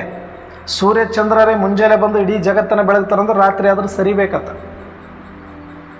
ಮತ್ತು ಚಂದ್ರನು ಕೂಡ ರಾತ್ರಿಯಾಗಿ ಬೆಳಕರಿಯೋದ್ರೊಳಗೆ ಸರಿದೋಗ್ಬೇಕು, ದೂರ ಆಗಲೇಬೇಕದು. ಹಾಗೆ ನಾವೆತ್ತಿರ ಮಕ್ಕಳೇ ಇರ್ಬೋದು, ನಮ್ಮ ಎಷ್ಟೇ ಒಳ್ಳೆ ಸಂಬಂಧಗಳಿರ್ಬೋದು, ಅದು ಶಾಶ್ವತವಾಗಿ ಕೂಡಿರುತ್ತೆ ಅಂತ ನೀವು ತಪ್ಪು ತಿಳ್ಕೊಂಡಿದ್ರೆ ನಿಮಗೆ ಮೋಹ ಇರುತ್ತೆ, ಆ ಭಯ ಹುಟ್ಟಿಸುತ್ತೆ, ಅದೇ ಚಿಂತೆಗಚ್ಚುತ್ತೆ. ಈ ಸತ್ಯವನ್ನು ಅರ್ಥ ಮಾಡಿಸ್ತಾರೆ ಪರಮಾತ್ಮ. ಇದನ್ನೇ ಜ್ಞಾನ ಅಂತ ಹೇಳೋದು. ಇದೇನೋ ಕೂಡಿದ್ದು ಅಗಲಬೇಕು, ಅಗಲಿದ್ದು ಕೂಡಬೇಕು. ಆದರೆ ಎಷ್ಟು ದಿನ ಕೂಡಿರ್ತೀವಿ ಅಷ್ಟು ದಿನ ನಮ್ಮ ಕಡೆಯಿಂದ ಎಷ್ಟು ಒಳ್ಳೇದಾಗುತ್ತೆ ಅಷ್ಟು ಮಾಡಬೇಕು. ಆದರೆ ಆ ಕಡೆಯಿಂದನೂ ಒಳ್ಳೆಯದೇ ಬರುತ್ತಾ ಅಂತ ನಿರೀಕ್ಷೆ ಮಾಡೋಂಗಿಲ್ಲ. ಯಾಕೆ? ಒಳಗಡೆ ಬೀಜ ನಿಮಗೆ ಗೊತ್ತಿಲ್ಲ. ಗೊಬ್ಬರ ನೀವು ಹಾಕ್ಬೋದು ಅಷ್ಟೇ, ಆದರೆ ಆ ಬೀಜ ಮೊಳಕೆ ಹೊಡೆದಾಗ ಅದು ಬೇವಿನ ಬೀಜ ಆಗುತ್ತೋ, ಮಾವಿನ ಬೀಜ ಆಗುತ್ತೋ, ಹುಣಸೆ ಬೀಜ ಆಗುತ್ತೋ ಗೊತ್ತಿಲ್ಲ ಅದು ನಮಗೆ. ಅದಕ್ಕೆ ಎಲ್ಲ ಸಂಬಂಧಗಳು ಇರಲಿಕ್ಕೆ ಸಂಬಂಧಗಳು ಸಾಕಷ್ಟು ಇರ್ಬೋದು ಹೇಳ್ಕೊಳ್ಳೋದಕ್ಕೆ. ಕೆಲವು ಸಿಹಿ ಫಲ ಕೊಡ್ತವೆ, ಕೆಲವು ಕಹಿ ಫಲ ಕೊಡ್ತವೆ. ಅವ್ರವ್ರ ಸಂಸ್ಕಾರಕ್ಕೆ ಹೊರತಾಗಿ ಅದಕ್ಕೂ ನಮಗೇನು ಸಂಬಂಧ ಇಲ್ಲ. ಅವ್ರೊಳಗಡೆ ಏನು ಸಂಸ್ಕಾರ ಇದೆ ಅದನ್ನೇ ಕೊಡ್ತೇವೆ. ಈಗ ನಾವು ಹೋಗ್ಬಿಟ್ಟು ಮಾವಿನ ಗಿಡದ ಕೆಳಗೆ ಕೂತ್ಕೊಂಡ್ರೆ ಒಂದು ಸಿಹಿಯಾದ ಹಣ್ಣು ಸಿಗುತ್ತೆ ನಮಗೆ, ಬೇವಿನ ಗಿಡದ ಕೆಳಗೆ ಕೂತ್ಕೊಂಡ್ರೆ ಕಹಿಯಾದ ಸಿಗುತ್ತೆ. ಹಾಗಾಗಿ ನಾವು ಮಾಡೋದೆಲ್ಲ ಮಾಡಿದ್ರೂ ಕೂಡ ಆದರೆ ಅದರಿಂದ ಏನು ಬರಬೇಕು ಅದೇ ಬರುತ್ತೆ. ಅದಕ್ಕೆ ಮೋಹ ಇಟ್ಕೊಳ್ಬೇಡಿ ಸಂಬಂಧಗಳ ಮೇಲೆ, ಅದು ದುಃಖ ಕೊಡುತ್ತೆ ಅಂತ ಹೇಳ್ತಾರೆ. ಅದಕ್ಕೆ ನಿರ್ಮೋಹಿಗಳಾಗಬೇಕು. ನಿರ್ಭಯರಾಗಬೇಕು ಅಂದರೆ ಏನು ಮಾಡಬೇಕು? ನಿರ್ಮೋಹಿಗಳಾಗಬೇಕು. ಶರೀರದ ಮೇಲೆ, ಸಂಬಂಧಗಳ ಮೇಲೆ, ಸಂಪತ್ತಿನ ಮೇಲೆ. ಮೂರನೇದು ಯಾವುದು? ಸಂಪತ್ತು. ಹುಟ್ಟಬೇಕಾದ್ರೆ ನಾವೇನು ಹುಡುಗರು ಹಾಕ್ಕೊಂಡೇ ಬಂದೀವೇನು? ಏನು ತಂದಿರಮ್ಮ ಹುಟ್ಟಬೇಕಾದ್ರೆ? ಅಪ್ಪ ಖಾಲಿ ಹೌದಲ್ಲ? ಏನಾರು ಅವತ್ತಿಗೆ ಯಾರನ್ನ ರಿಜಿಸ್ಟ್ರೇಷನ್ ಮಾಡಿಸಿದ್ರೆ ಪರಮಾತ್ಮ ಏನಾರು ಇಷ್ಟ ಎಕರೆ ಈ ಭೂಮಿಗೆ ಈ ಮಕ್ಕಳು ಹುಟ್ಟಿದ ತಕ್ಷಣ ಅವ್ರಿಗೆ ಕೊಡಬೇಕಂತ ಯಾರನ್ನ ಕೊಟ್ಟವ್ರು ಇದ್ರೆ ನಮಗೆ ಹಣೆ ಬರಹದೊಳಗಡೆ ನಾವು ಬರಬೇಕಾದ್ರೆ ಏನೂ ತಂದಿಲ್ಲ, ಹೋಗಬೇಕಾದ್ರೆ ಏನೂ ಒಯ್ಯೋದಿಲ್ಲ. ನೀನು ಏನೇ ಜೋಡಿಸಿಟ್ರು ಯಾಕೆ ಜೋಡಿಸಿಡಬೇಕು? ಇಲ್ಲಿ ಬಿಟ್ಟು ಹೋಗೋಕ್ಕೆ ಜೋಡಿಸಿಡಬೇಕು. ಒಂದು ಬಗಿಸಿ ಒಂದು ಪುಟ್ಟಿ ಎತ್ಕೊಂಡು ಹೋಗೋಕ್ಕಾಗಲ್ಲ. ಬಂಗಾರದೇ ಇಟ್ಟರು ಕೂಡ ಒಂದು ಶೇಂಗಾ ಟಪ್ಪಿ ಎತ್ಕೊಂಡು ಹೋಗ್ತೀನಂದ್ರೆ ಇಲ್ಲ, ಮುಂದಿನ ಜನ್ಮಕ್ಕೆ ಆಯ್ತಾ ಆಸ್ತಿ ಯಾರಿಗಾದ. ಮತ್ತು ಏನಕ್ಕೆ ಅಷ್ಟೊಂದು ತಲೆ ಕೆಡಿಸ್ಕೊಂಡಿದೆ? ಬರಬೇಕಾಗಿದ್ದು ಬಂದಿದೆ. ನನ್ನ ಹಣೆ ಬರದಲ್ಲಿ ಏನಿತ್ತು, ನನ್ನ ವಿಧಿಯೊಳಗಡೆ ಏನಿತ್ತು, ನನ್ನ ಸಂಸ್ಕಾರದೊಳಗಡೆ ಏನಿತ್ತು, ನನ್ನ ಭಾಗ್ಯ ಏನಿತ್ತು ಅದು ಬರಬೇಕು, ಬಂದಿದೆ. ಇಂಥ ಶರೀರ ಸಿಕ್ಕಿದೆ, ಇಂಥ ಸಂಬಂಧ ಸಿಕ್ಕಿದೆ, ಇಂಥ ಸಂಪತ್ತು ಸಿಕ್ಕಿದೆ ಅಂದರೆ ಅದು ನನ್ನ ಪೂರ್ವ ಜನ್ಮದ ಸಂಸ್ಕಾರದ ಆಧಾರ ಮೇಲೆ ಸಿಕ್ಕಿದೆ. ಉಳಿಸ್ಕೊಳ್ಳೋಕೆ ಪ್ರಯತ್ನ ಪಡೋಣ, ಒಂದಷ್ಟು ಕಾಪಾಡ್ಕೊಳ್ಳೋಕ್ಕೂ ಪ್ರಯತ್ನ ಪಡೋಣ. ಹಾಗಂತ ಅದು ಹಾಳಾಗಿತ್ತು ಅಂತಂದರೆ ತಲೆ ಕೆಡಿಸ್ಕೊಳ್ಳೋದು ಬೇಡ. ಈಗ ಬೆಳಗ್ಗೆ ಅನ್ನ ಮಾಡಿರ್ತೀರಿ, ನೀವು 4 ಜನ ಬರ್ತೀವಿ ಅಂತ ಹೇಳಿದ್ರಿ, ಇಲ್ಲ 10 ಜನ ಬರ್ತಾರೆ ಅಂತೇಳಿ ನೀವು ಅನ್ನ ಮಾಡಿದ್ರಿ, ನಾವು 4 ಜನ ಬಂದ್ವಿ. ಮಾಡಿದನ್ನ ಏನು ಹಿಡ್ಕೊಂಡು ನಿಂದ್ರಕ್ಕಾಗತ್ತದ್ರೆ ಕೆಡಬೇಡ ಅಂತ? ಒಂದು ಸಲ ಅನ್ನ ಆದಮೇಲೆ ಆಯ್ತದು ಕೆಡಕ್ಕೆ ಸ್ಟಾರ್ಟ್ ಆಗತ್ತದು. ನೀವೇನು ಮಾಡ್ಬೇಕು? ಅದನ್ನು ಅದು ಇರೋದ್ರೊಳಗಡೆ ಬಳಸ್ಕೊಳಕ್ಕೆ ನೋಡಬೇಕು. ಅಷ್ಟು ಬಳಸ್ಕೊಂಡ ಮೇಲೆ ಮಿಕ್ಕಿದ್ದು ಅದು ಹಾಳಾಗಲೇಬೇಕು, ಅದು ಹಾಳಾಗೇ ಆಗುತ್ತೆ. ಅದಕ್ಕೆ ನೀವು ಚಿಂತೆ ಮಾಡಿದ್ರೆ ಏನು ಉಪಯೋಗ ಇಲ್ಲ. ಹಂಗೆ ಸಂಪತ್ತು ಕೂಡ ಅಷ್ಟೇ. ಇರೋದ್ರೊಳಗಡೆ ಸ್ವಲ್ಪ ಸದ್ಬಳಕೆ ಮಾಡ್ಕೋ, ಪುಣ್ಯ ಜಮ ಮಾಡ್ಕೋ. ಮುಂದಿನ ಜನ್ಮಕ್ಕೆ ಹೋಗ್ಬೇಕಾದ್ರೆ ಏನಾದರೂ ಒಯ್ಯಬೇಕು ಅಂತ ಭಗವಂತ ಇಷ್ಟೆಲ್ಲ ಕೊಟ್ಟಿದ್ದಾನೆ ನಿನಗೆ. ನಿನಗದನ್ನು ಸದುಪಯೋಗ ಮಾಡಿಸ್ಕೊಂಡು ಪುಣ್ಯ ಮಾಡ್ಕೊಳಕ್ಕೆ ಬಂದರೆ ಅದನ್ನು ತೊಗೊಂಡೋಗ್ಬೋದು. ಡೈರೆಕ್ಟ್ ಹಣ ಒಯ್ಯೋಕ್ಕೆ ಭಗವಂತ ಇಲ್ಲಿ ಯಾರಿಗೂ ಅಧಿಕಾರ ಇಲ್ಲ. ಡೈರೆಕ್ಟ್ ಸಂಬಂಧಗಳನ್ನ ಇಟ್ಕೊಂಡು ಹೋಗಕ್ಕೆ ಬರಲ್ಲ, ಮನೆ ಹೊತ್ಕೊಂಡು ಹೋಗಕ್ಕೆ ಬರಲ್ಲ, ಆಸ್ತಿ ಹೊತ್ಕೊಂಡು ಹೋಗಕ್ಕೆ ಬರಲ್ಲ, ಪುಣ್ಯ ಹೊತ್ಕೊಂಡು ಹೋಗ್ಬೋದು. ಆದರೆ ಆ ಪುಣ್ಯ ಕಾರ್ಯಗಳಿಗಾಗಿ ನಿನ್ನ ಹತ್ರ ಭಗವಂತ ಕೊಟ್ಟಾಗ ನೀನು ಅದನ್ನು ಸದುಪಯೋಗ ಪಡಿಸಿಕೊಂಡು ಒಂದು ಪುಣ್ಯ ಮಾಡ್ಕೊಂಡಿರ್ಬೇಕಾದ್ರೆ ಅದನ್ನು ತೊಗೊಂಡು ಹೋಗ್ಬೋದು. ಆಸ್ತಿನೇ ಎತ್ಕೊಂಡು ಹೋಗ್ತೀನಿ ಇಲ್ಲ, ಎದಕ್ಕೆ ಕೊಟ್ಟಿರ್ತಾನೆ ಇದನ್ನಂದ್ರೆ ಮುಂದಿನ ಜನ್ಮಕ್ಕೆ ಬುತ್ತಿ ಕಟ್ಟುವ ಸ್ವಲ್ಪ ಏನಾದರೂ ಪುಣ್ಯ ಮಾಡಿ ಈಗ ಬದುಕಿದ್ದಾಗ ಅಂತ ಅನ್ನೋದು ಕೊಟ್ಟಿರ್ತಾನೆ. ಅದನ್ನು ಬಳಸ್ಕೊಳ್ಳಾರ್ದ ಬರೀ ಉಳಿಸಿಟ್ಟ ಹೋಗ್ತೀನಿ ಅಂದರೆ ಬಿಟ್ಟು ಹೋಗ್ಬೇಕು ಪೂರ್ತಿ. ಮತ್ತು ಏನಾದರೂ ಒಂದು ವೇಳೆ ಬರೋದು ಬಂದಿತ್ತು, ಒಂದಷ್ಟು ನಾನು ಇಷ್ಟು ಮಾಡಿದ್ದೆ, ಅದರೊಳಗೆ ಯಾರೋ ಒಂದಷ್ಟು ಒಯ್ದರು, ಕಾಳರು ಒಯ್ದರು, ಇನ್ನೊಬ್ರು ಇದ್ರು ಕಾಳರ ರೂಪದಲ್ಲಿ ಇನ್ಯಾರೋ ಒಯ್ದರು. ಬರಬೇಕಾದಾಗ ಬಂದಿದ್ದು ಅದೇ, ಹೋಗ್ಬೇಕಾದಾಗ ಹೋಗಿದ್ದು ಅದೇ. ಆದರೆ ಜ್ಞಾನ ಹೇಳುತ್ತೆ, ನೀನು ಖಾಲಿ ಕೈಲೇ ಬಂದೀಯ ಮರಯ್ಯ, ಇಲ್ಲಿ ಆರಾಮಾಗಿರೋಕೆ ಊಟಕ್ಕೆ ಗಾಳಿಗೆ ನೀರಿಗೆಲ್ಲ ಪರಮಾತ್ಮ ವ್ಯವಸ್ಥೆ ಮಾಡಿದ್ದಾನೆ, ಇರುವಷ್ಟು ದಿನ ಚಂದ ಅನುಭವಿಸು. ಹೋಗ್ಬೇಕಾದ್ರೆ ಮತ್ತೆ ಖಾಲಿ ಕೈಲೇ ಓದ್ತಿದ್ದಿ, ನೀನೇನು ಯಾರನ್ನ ಅಲ್ಲಿ ಕೇಳೋರದ್ರೂ ಇಷ್ಟು ಕೊಟ್ಟು ಕಳಿಸಿದೆ, ಇಷ್ಟು ಯಾಕೆ ತಂದಿಲ್ಲ ಅಂತ ಕೇಳೋರಿದ್ರೆ ನೀನು ಚಿಂತೆ ಮಾಡಬೇಕು. ಬರುವಾಗೂ ಏನು ತಂದಿಲ್ಲ ನೀನು, ಹೋಗುವಾಗ ಏನೋ ಎಲ್ಲ ನೀನು ಯಾಕೆ ಚಿಂತೆ ಮಾಡ್ತಿದ್ದಿ? ಅವರು ಏನು ಚಲೋ ಇದ್ರಂತೆ, ದಾನ ಧರ್ಮ ಮಾಡ್ಲಾಕ ಪರೋಪ ಮಾಡಾಕ ಉಣಿಸ್ಲಾಕ ತಿನ್ಲಾಕ ಗಂಟಗೆ ಅಷ್ಟು ಜಿಬ್ಬಿದ್ದಂತ್ರಿ. ಅಷ್ಟು ಶ್ರೀಮಂತರಿ ಬೇಕಾದಷ್ಟಿತ್ತು, ಶ್ರೀಮಂತರಿತ್ತಂತ್ರಿ. ಬಂಗಾರ ಅಂತ ಮನೆಗೆ ಅಷ್ಟು ಬಂಗಾರ ಅಂತ್ರಿ. ಆಕೆ ನೋಡಿ ಅಂತ ಒಬ್ರು ದಾನ ಒಂದು ಗಣಪನ ಕೊಡ್ಬೇಕಂತ ಹೇಳಿದ್ರಂತ್ರಿ. ಬಂಗಾರ ಗಣಪನ ಕೊಡ್ಬೇಕಂತ ಹೇಳಿದ್ರಂತ. ನನ್ನ ಗಂಡಂತೂ ಕೊಡಂಗಿಲ್ಲ. ನಾನೇನು ಮಾಡಬೇಕು, ಮಣ್ಣಿನೊಳಗನ 1 kg ಬಂಗಾರ ಇಟ್ಟು ಮಣ್ಣಿನ ಗಣಪ ಮಾಡ್ಬೇಕಂತೇಳಿ ಗಣಪನ ಮಾಡಿ ದಾನ ಕೊಡಕ್ಕೆ ತಯಾರು ಮಾಡಿದಂತ್ರಿ. ಗಂಡ ಬಂಗಾರ ಗಣಪನಿಗೆ ಎಲ್ಲಿಂದ ತಂದು ಕೊಡ್ತೀವಿ ಅಂದಂತ್ರಿ. ಇಲ್ಲ ನಾನು ಮಣ್ಣಿನ ಕೊಡ್ತೀನಿ ಅಂದಂತ. ಹಂಗಾದ್ರು ಕೊಡು ಅಂದಂತ್ರಿ ಗಂಡ. ಅಂತ ಒಳಗೆ ಏನಿಟ್ಟಿಗೆ ಎಷ್ಟು ಮಜ್ಜೆ ಅದಲ್ಲ ಅಂದಂತ್ರಿ. ಒಂದು ಕಲ್ಲು ಇಟ್ಟು ಮಾಡೀನಿ ಅಂದಂತ್ರಿ. ಅಂತ ದಾನ ಮಾಡಿದಂತ್ರಿ. ಹಿಂಗೆ ದಾನ ಮಾಡಿದ್ ಮತ್ತು ಹೋದ್ರಲ್ಲಿ ಭೂಲೋಕಕ್ಕೆ ಓದಿಂದ ನೀನು ಏನು ದಾನ ಮಾಡಿ ಅಂತ ಕೇಳಿದ್ರಂತ್ರಿ. ಕೇಳಿದ್ದು ಹೇಳ್ತಿ, ನಾನು ಗಣಪನ ದಾನ ಮಾಡ್ತೀನಿ. ಇವಾಗ ನಾ ಏನೂ ದಾನ ಮಾಡಿಲ್ಲ ಅನ್ನೋ. ಇಲ್ರಿ ಏನು ಗಣಪನ ಕೊಟ್ಟಿವೆಲ್ಲ ಅಂದಂತೆ, ಬಂಗಾರ ಇಟ್ಟು ಕೊಟ್ಟು ನಾನು ಅವಾಗ ಅಂದಂತ್ರಿ. ಅಂದಿಂದ ಅವಾಗ ಅವನು ಸ್ವರ್ಗಕ್ಕೆ ಹೋದ್ರಂತ್ರಿ ಅವ್ರು ಗಂಡ ಹೆಂಡತಿ ಅಂತ ಹೇಳಿದ್ರು. ಅದೇ ಯುಕ್ತಿ ಅಂದರೆ ಪರಮಾತ್ಮ ಹೇಳ್ತಾನೆ, ಅದು ಮನಸ್ಸು ಎಲ್ಲರಿಗೆ ಬರಂಗಿಲ್ಲ. ಅವಕಾಶನ ಭಗವಂತ ಕೊಟ್ಟಿರ್ತಾನೆ. ನಮ್ಮ ಭಾಗ್ಯ ಬೆಳಗಿಸ್ಕೊಳ್ಳೋದಕ್ಕೆ, ಪುಣ್ಯ ಕಾರ್ಯವನ್ನು ಮಾಡೋದಕ್ಕೆ ಅವಕಾಶ ಕೊಟ್ಟಿರ್ತಾನೆ. ಯಾಕಂದ್ರೆ ಕೊಡಕ್ಕೆ ಮನಸ್ಸು ಬರಲಿಲ್ಲ ಅಂದ್ರೂ ಒಬ್ಬರಾದ್ರೂ ಯುಕ್ತಿ ಮಾಡಿದ್ರೆ, ಒಬ್ಬರಾದ್ರೂ ಅದಕ್ಕೊಂದು ಸ್ವಲ್ಪ ಪ್ರಯತ್ನ. ಈ ಜ್ಞಾನ ಬೇಕಾದಕ್ಕೆ ಅಷ್ಟೇ. ಜ್ಞಾನ ಇದ್ದರೆ ಎಲ್ಲರೂ ಮಾಡ್ತಾರೆ. ಎಲ್ಲರಿಗೂ ಇದು ಗೊತ್ತಿಲ್ಲಲ್ಲ, ಮುಂದಿನ ಜನ್ಮಕ್ಕೆ ತೊಗೊಂಡು ಹೋಗಕ್ಕೆ ಪುಣ್ಯನೇ ಬೇಕು. ಇವತ್ತು ಹಿಂದೆ ಮಾಡಿರೋ ಪುಣ್ಯ ಇವತ್ತು ನಮ್ಮನ್ನು ಇಷ್ಟು ಕಾಯಕತ್ತೈತಿ. ಇವತ್ತೇನು ನಾವು ಕಷ್ಟಪಟ್ಟಿಲ್ಲ ಅಂದ್ರೂ ನಮಗೆ ಬರಬೇಕಾಗಿದ್ದು ಬಂದೈತಿ, ನಾವು ಆರಾಮಾಗಿದ್ದೀವಿ ಅಂದರೆ ಹಿಂದೆ ಮಾಡಿದ ಪುಣ್ಯದ ಫಲ ಈಗ ಉಣ್ಣಾಕತ್ತೀವಿ. ಮತ್ತು ಈಗ ಪುಣ್ಯ ಫಲ ಮಾಡ್ಕೊಂಡ್ರೆ ಮುಂದೆ ಉಣ್ಣಾಕೆ ಬರ್ತೈತಿ. ಇವತ್ತು ಏನೂ ಮಾಡ್ಕೊಂಡಿಲ್ಲ ಅಂತಂದ್ರೆ ನಾವು ಲೋಭಿತನದಲ್ಲೇ ಹೋದೆ ಅಂದರೆ ಮುಂದೆ ಏನೂ ಇರಲ್ಲ. ಅವಾಗ ನಾವು ಬಿಕಾರಿಗಳಾಗಿನೇ ಅಲ್ಲಿ ಜೀವನ ಸಾಗಿಸ್ಬೇಕಾಗತ್ತಲ್ಲ. ಮುಂದಿನ ಸಲುವಾಗಿ ಈ ಜನ್ಮದಲ್ಲಿ ನಾವು ಮಾಡೋದು, ಹಿಂದಿನ ಜನ್ಮ ಮಾಡಿದ್ದು ಇವಾಗ ಬಂದಿರುತ್ತೆ. ಅದಕ್ಕೆ ಜಾಸ್ತಿ ಅದು ಬಂದರೂ ತಲೆ ಕೆಡಿಸ್ಕೋಬೇಡ, ಹೋದ್ರೂ ತಲೆ ಕೆಡಿಸ್ಕೋಬೇಡ. ನೀನು ನಿಶ್ಚಿಂತ ಆಗಿರೋಕೆ ಇಲ್ಲಿಗೆ ಬಂದಿದ್ದಿ ಭೂಮಿಯೊಳಗಡೆ. ಆದರೆ ಇದನ್ನ ಯಾಕೆ ಚಿಂತೆ ಹಚ್ಕೊಂಡೆ ಅಂದರೆ, ಬಂದಿತ್ತು ಅಂತಂದರೆ ಈಗ ಇಷ್ಟು ಬಂದೈತಿ ಅಂದಾಗ ಖುಷಿ ಆಗತ್ತೆ. ಅದರೊಳಗೆ ಇಷ್ಟು ಹೋಗೈತಿ ಅಂತಂದಾಗ ಇಷ್ಟರ ಐತಲ್ಲ ಅಂತ ಖುಷಿ ಪಡೋಕೆ ಬರ್ತೈತಲ್ಲ ನನಗೆ. ಇಷ್ಟೂ ಹೋದ್ರೂ ನಿಶ್ಚಿಂತವಾಗಿರೋರು ಅದರ ಏನು ಇಲ್ದೇ ನಿಶ್ಚಿಂತ ಆಗಕ್ಕೆ ಬರ್ತಂತ ಭಾಳ ಜನ ತೋರಿಸ್ಯಾರ. ಮಹಾತ್ಮರು, ಸಂತರು, ಶರಣರು ಏನೂ ಬೇಡ ಹಂಗೆ ನಿಶ್ಚಿಂತವಾಗಿರ್ಬೋದಂತ ತೋರಿಸಿರೋರು ಮಹಾತ್ಮರು. ನಮಗೆ ಇಷ್ಟಾದರೂ ಐತಲ್ಲ, ಇಷ್ಟಿದ್ದು ನಾವು ನಿಶ್ಚಿಂತ ಆಗ್ಬೋದಲ್ಲ ಅಂತ ಯೋಚನೆ ಮಾಡಿದ್ರೆ ನಾವು ನಿರ್ಭಯ ನಿಶ್ಚಿಂತವಾಗಿರ್ತೀವಿ. ಅಯ್ಯೋ ಇಷ್ಟು ಹೋಗ್ಬಿಡ್ತಿಲ್ಲ ಅಂತ ಅದರದೇ ಕೊರಗ್ತಾ ಕೂತ್ಕೊಂಡ್ರೆ ಇಷ್ಟು ಇದ್ದೂ ವ್ಯರ್ಥ ಆಗುತ್ತೆ ನಮಗೆ. ಅದಕ್ಕೆ ಸಂಪತ್ತಿನ ಮೇಲೇನೂ ಮೋಹ ಇಟ್ಕೊಳ್ಬೇಡಿ. ಅದನ್ನು ಲೆಕ್ಕಾಚಾರದ ಪ್ರಕಾರ ಬರುತ್ತೆ, ಲೆಕ್ಕಾಚಾರದ ಪ್ರಕಾರ ಹೋಗುತ್ತೆ. ಇನ್ನು ಯಾರಿಗಾದರೂ ನಮಗೆ ಯಾವುದೋ ಜನ್ಮದಲ್ಲಿ ಕೊಡೋದಿತ್ತು ಅಂತಂದರೆ ಅದನ್ನು ಈ ಜನ್ಮದಲ್ಲಿ ನಮಗೆ ತಿಳಿಲಾರ್ದ ಕೊಡಲಾರ್ದ ನಾವು ಓದಿವಿ ಅಂದ್ರೂ ಮುಂದಿನ ಜನ್ಮಕ್ಕೆ ಅವ್ರು ಗಂಟು ಬೀಳೋರೇ ಇರ್ತಾರೆ. ಯಾವುದೋ ರೂಪದೊಳಗಡೆ ಈ ಜನ್ಮದೊಳಗಡೆ ಕೊಡಿಸಿ ಇಲ್ಲೇ ನಿನ್ನ ಕೈಯೊಳಗೆ ಈಗ ಐತೆ, ಇಲ್ದಾಗ ಬಂದು ಗಂಟು ಬಿದ್ದರೆ ಸಾಲ್ಗಾರರು ನಮ್ಮ ಹತ್ರ ಇದ್ದಾಗ ಬಂದು ಕೇಳಿದ್ರೆ ನಾವು ಕೊಡ್ಬೋದು. ಇಲ್ಲದೆ ಇದ್ದಾಗ ಬಂದು ಸಾಲ್ಗಾರ ದಿನ ಬಂದು ನಿಂತ್ಕೊಂಡ್ರಪ್ಪ ಅಂದ್ರೆ ಎಲ್ಲಿಂದ ಕೊಡೋಕ್ಕಾಗುತ್ತೆ? ನಾವು ಅವಾಗ ಊರು ಬಿಟ್ಟು ಹೋಗ್ಬೇಕಾಗುತ್ತೆ. ಹಾಗೆ ನಿಮ್ಮ ಹತ್ರ ಇದ್ದಾಗ ಏನಾದರೂ ಒಂದಷ್ಟು ಹೆಚ್ಚು ಕಡಿಮೆ ನಡೆದು ಅಂದ್ರೂ ಯಾವುದೋ ರೂಪದೊಳಗಡೆ ನಮ್ದು ಯಾವುದೋ ಜನ್ಮದ ಒಂದಷ್ಟು ಲೆಕ್ಕಾಚಾರ ಭಗವಂತ ಈ ರೂಪದೊಳಗೆ ಮುಟ್ಟಿಸಿ ನನ್ನ ಪಾಪವನ್ನು ಭಸ್ಮ ಮಾಡಿದ್ದಾನೆ ಅಥವಾ ನನ್ನ ಹೊರೆಯನ್ನು ಕಡಿಮೆ ಮಾಡಿದ್ದಾನೆ ಅಂತ ತಿಳ್ಕೊಳ್ಬೇಕು. ಯಾಕಂದರೆ ನಾವು ಸಾತ್ವಿಕರಿಗೆ ಮೋಸ ಎಂದೂ ಆಗಲ್ಲ. ಒಂದು ವೇಳೆ ಆಗಿದೆ ಅಂದರೆ ಅದರಲ್ಲಿ ನಮಗೆ ಕಲ್ಯಾಣ ಇರುತ್ತೆ. ಯಾಕಂದರೆ ಪರಮಾತ್ಮ ಇಷ್ಟೆಲ್ಲ ನೋಡ್ತಾ ಇದ್ದು ಕೂಡ ನನ್ನ ಮಕ್ಕಳಿಗೆ ಇಷ್ಟೇನಾದರೂ ತೊಂದರೆ ಆಗುತ್ತೆ ಅಂತ ಏನಾದರೂ ಮಾಡಿದ್ದಾನೆ ಅಂತಂದರೆ ಪರಮಾತ್ಮನ ಕಣ್ಣು ತಪ್ಪಿಸಿ ಯಾರೂ ಕೂಡ ಮೋಸ ಮಾಡಲಿಕ್ಕೆ ಸಾಧ್ಯ ಇಲ್ಲ. ನಮ್ಮ ಕಣ್ಣಿಗೆ ಅದು ಮೋಸ ಅಂತ ಏನೇ ಕಂಡರೂ ಕೂಡ ನಾವು ಅದನ್ನು ಯಾವುದೋ ರೂಪದಲ್ಲಿ ನಮಗೆ ಗೊತ್ತಿದ್ದು ಗೊತ್ತಿಲ್ಲದ ಒಂದು ಹೊರೆ ನಮ್ಮ ತಲೆ ಮೇಲೆ ಇತ್ತು, ಅದನ್ನು ಭಗವಂತ ಇಳಿಸೋದಕ್ಕೆ ಈ ರೂಪದೊಳಗಡೆ ಮಾಡಿದ್ದಾನೆ. ಅದು ಅಷ್ಟೇ ನಮ್ಮ ಜೀವನ ಅಲ್ಲಲ್ಲ, ಇನ್ನೂ ಬೇಕಾದಷ್ಟು ಜೀವನ ಮುಖ್ಯ. ಅದು ಜೀವನ ಬೇಕಾದಷ್ಟು ಐತಿ. ಅದೇ ಒಂದು ಚಿಂತೆಯನ್ನು ಇಟ್ಕೊಂಡು ನಾವು ಕೊರಗ್ತಾ ಕೂತೀವಿ ಅಂದರೆ ಇರೋ ಜೀವನ, ಇರೋ ಶರೀರ, ಇರೋ ಸಂಬಂಧ ಎಲ್ಲ ವ್ಯರ್ಥ ಆಗಿ ಹೋಗುತ್ತೆ. ಅದಕ್ಕೆ ಸಣ್ಣ ಪುಟ್ಟ ಏನಾದರೂ ಬಂದರೂ ಕೂಡ ಅದರ ಮೇಲೆ ಮೋಹ ಇಟ್ಕೊಳ್ಳದೆ ಇದ್ದೀವಿ ಅಂದರೆ ನಾವು ನಿಶ್ಚಿಂತವಾಗಿ ನಿರ್ಭಯವಾಗಿ ಇರ್ಬೋದು ಅಂತ ಹೇಳ್ತಾರೆ. ಅದಕ್ಕೆ ನಿಶ್ಚಿಂತ ಆಗಬೇಕು ಅಂದರೆ ನಿರ್ಭಯ ಆಗಬೇಕು, ನಿರ್ಭಯ ಆಗಬೇಕು ಅಂದರೆ ನಿರ್ಮೋಹಿಗಳಾಗಬೇಕು, ನಿರ್ಮೋಹಿಗಳಾಗಬೇಕು ಅಂದರೆ ನಿಷ್ಕಾಮಿಗಳಾಗಬೇಕು ಅಂತ. ಮೋಹ ಯಾಕೆ ಬರ್ತಾ ಇದೆ ಅಂದರೆ ನಿಷ್ಕಾಮಿಗಳಿಲ್ಲ, ನಾವು ಕಾಮಿಗಳಿದ್ದೀವಿ. ಕಾಮಿ ಅಂದ್ರೇನು? ಇಚ್ಛೆ. ಯಾವುದೋ ಒಂದಲ್ಲ ಒಂದು ಇಚ್ಛೆ ಇದೆ. ಅದು ಶರೀರದ ಮೇಲೆ ಇಚ್ಛೆ, ಸಂಬಂಧಗಳ ಮೇಲೆ ಇಚ್ಛೆ, ಸಂಪತ್ತಿನ ಮೇಲೆ ಇಚ್ಛೆ, ಹೆಸರು ಕೀರ್ತಿಯ ಮೇಲೆ ಇಚ್ಛೆ, ನನ್ನ ಮಕ್ಕಳು ಚೆನ್ನಾಗಿರಬೇಕು, ಇನ್ನೊಂದಾಗಬೇಕು, ಇವು ಇಚ್ಛೆಗಳೆಲ್ಲ ಇರ್ತವೆ. ಸಹಜವಾಗಿ ಮನುಷ್ಯನಿಗೆ ಎಲ್ಲರಿಗೂ ಇರ್ತವೆ. ಇಚ್ಛೆಗಳು ಇರಬಾರ್ದು ಅಂತಲ್ಲ, ಇಚ್ಛೆ ಇಟ್ಕೊಳ್ಳೋದು ಒಳ್ಳೆಯದೇ. ಆದರೆ ನಾವಂದುಕೊಂಡಂತೆ ಆಗುತ್ತಾ ಅಂತ ನಿರೀಕ್ಷೆ ಇಟ್ಕೊಳ್ಬಾರ್ದು. ಶುಭ ಭಾವನೆ ಮಾಡೋಣ, ನಮ್ಮ ಮಕ್ಕಳು ಒಳ್ಳೆಯವರೇ ಆಗಬೇಕು, ಶುಭ ಭಾವನೆ ಮಾಡೋಣ. ನಾನು 100 ವರ್ಷ ಬದುಕಬೇಕು, ಶುಭ ಭಾವನೆ ಮಾಡೋಣ.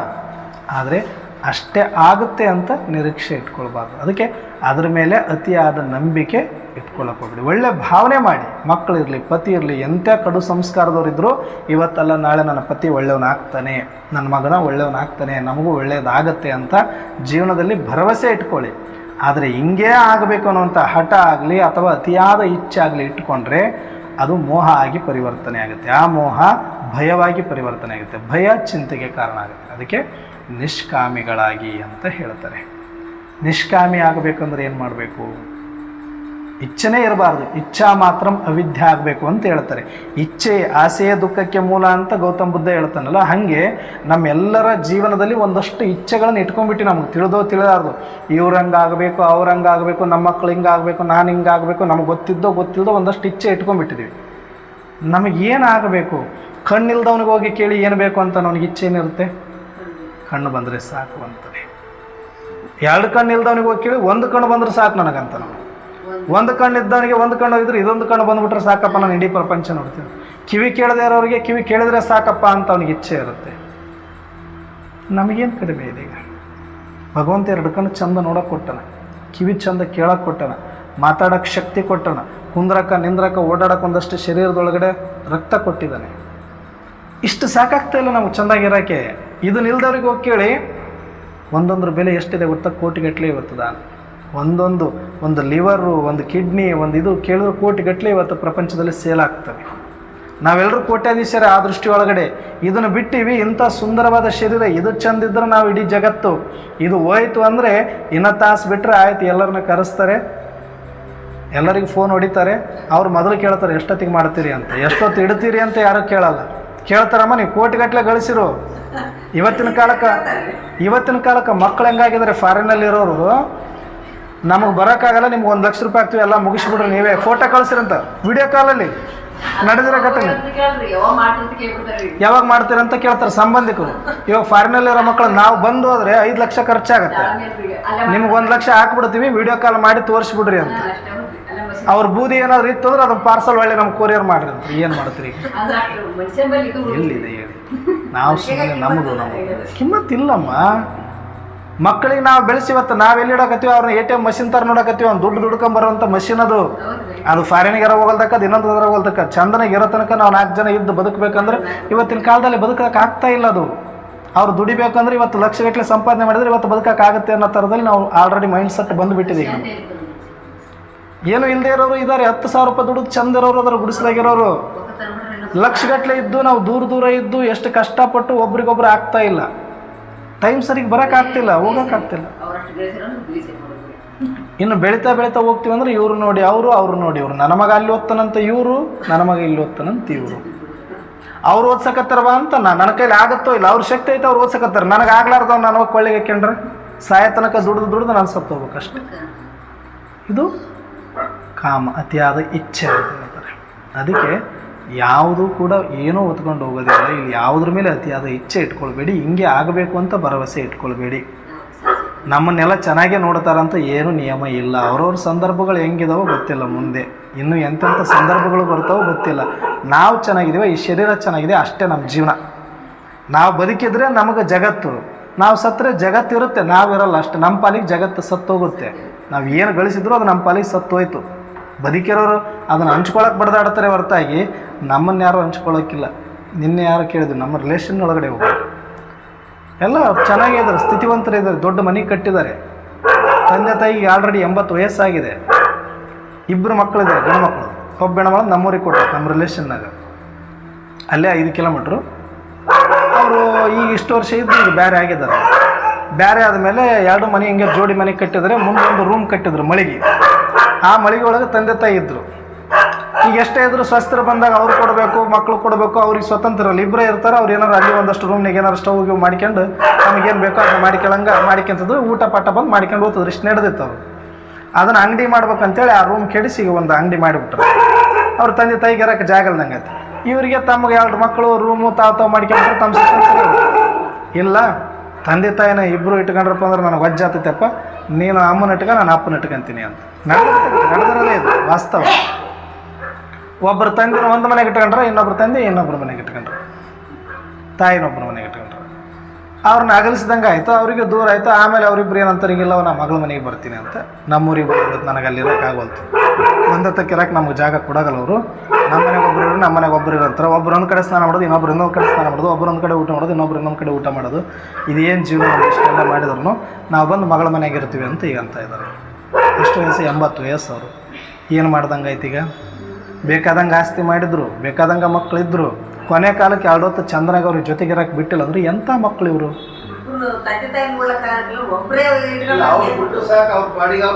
ಆರಾಮಾಗಿರ್ತಾರೆ ಅವರು.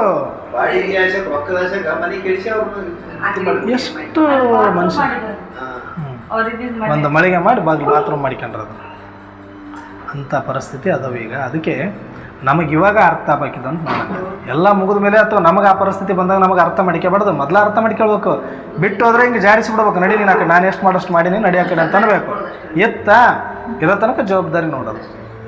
ಈಗ ಒಣಗೈತೆ ಮರ ಅಂತಂದ್ರೆ ಅದು ಮುಗಿತು ಕೆಲಸ ನಮ್ಮದು. ಈ 300 ಗಿಡದ ಅಂತ ನಾವು ಹೇಳುತ್ತೆ, 300 ಗಿಡಕ್ಕೆ ನೀರು ಗೊಬ್ಬರ ಹಾಕ್ಬೇಕು. ನೀವು ಹಾಕ್ತೀರಿ, ನೀವೇನದು ಬೆಳೆದು ಅದು ಮಾರಿ ಅದು ಹೋಗೋ ತನಕ ನಾವೇನು ಅನುಭವಿಸ್ಬೇಕು, ಅದ್ರಾಗ ಬದುಕ್ಬೇಕಂತ ಏನಾರು ಐತೆ? ಅದು ಚೊಲತ್ನಾಗಿತ್ತಂದ್ರೆ ಬೆಳೆಸ್ತೀವಿ, ಅದು ಒಣಗಿ ಹೋಗ್ತೈತೆ. ಒಂದೊಂದು ಒಣಗಿದ್ರೆ ಏನು ಮಾಡ್ತೀರಿ, ತಂದು ಉರುವಾಕಿ ಇಡ್ತೀರಿ ಅಷ್ಟೇ. ಅಯ್ಯೋ ಇದು ಹೋಯ್ತು ಅಂತ ಅದರಿಂದ ಏನು ಅಳದೈತೆ? ನಾವು ಇರೋವಾಗ ಚಂದನಾಗಿ ಗೊಬ್ಬರ ಹಾಕೋದೈತೆ, ಒಣಗಿದ್ದಕ್ಕೆ ಏನು ಮಾಡೋದೈತೆ, ತಂದು ಉರುವುದೈತೆ ಅಷ್ಟೇ. ಯಾರು ಚಲೋ ಇರ್ತಾರೋ ಅವ್ರ ಜೊತೆ ಚಂದನಾಗಿ ಇರೋದೈತೆ. ಇಲ್ಲ ನಡ್ರಪ್ಪ ನಿಮ್ಮ ನೀವು ತಿಪ್ಪಲು ಮಾಡ್ಕೊಳ್ರಿ ಅಂತ ಕೈ ಬಿಡೋದೈತೆ. ಇಷ್ಟಿದ್ವಿ ಅಂದರೆ ನಿರ್ಮೋಹ ಬರುತ್ತೆ ನಮಗೆ. ಮತ್ತು ನಿಷ್ಕಾಮದಲ್ಲಿ ನಾವು ಬರ್ಬೋದು. ಅಂದರೆ ಅತಿಯಾದ ಇಚ್ಛೆಗಳನ್ನು ಇಟ್ಕೋಬಾರ್ದು ಅಂತ ಹೇಳ್ತಾರೆ. ಅತಿಯಾದ ಇಚ್ಛೆ ಇಟ್ಕೊಳ್ಬಾರ್ದು. ಇಚ್ಛಾ ಮಾತ್ರ ಅವಿದ್ಯೆ ಆಗಬೇಕು ಅಂದರೆ ಜ್ಞಾನಿ ಆಗಬೇಕು ಮನುಷ್ಯ ಅಂತ ಹೇಳ್ತಾರೆ. ನಹಿ ಜ್ಞಾನಿಯನ ಸದೃಶ್ಯಮ. ಜ್ಞಾನ ಇಲ್ಲದೆ ಇರೋದಕ್ಕೆ ಮನುಷ್ಯ ಅತಿಯಾದ ಇಚ್ಛೆಗಳನ್ನು ಇಟ್ಕೊತಾನೆ. ಇಚ್ಛೆ ಇಟ್ಕೊಂಡು ಮೋಹಿತನಾಗ್ತಾನೆ. ಮೋಹಿತ ಆಗಿ ಭಯದಲ್ಲಿ ಬರ್ತಾನೆ. ಭಯದಲ್ಲಿ ಬಂದು ಚಿಂತೆಯಲ್ಲಿ ಮುಳುಗಿದ್ದಾನೆ. ಇಷ್ಟೂ ಕಾರಣ ಇದೆ ಚಿಂತೆ ಮಾಡೋದಕ್ಕೆ. ಪ್ರತಿಯೊಬ್ಬರೂ ಚಿಂತೆಯಿಂದ ಹೊರಗೆ ಬರ್ಬೇಕಂತಾರ. ಆದರೆ ಈ ದಾರಿ ಅವರಿಗೆ ಗೊತ್ತಾಗ್ತಾ ಇಲ್ಲ.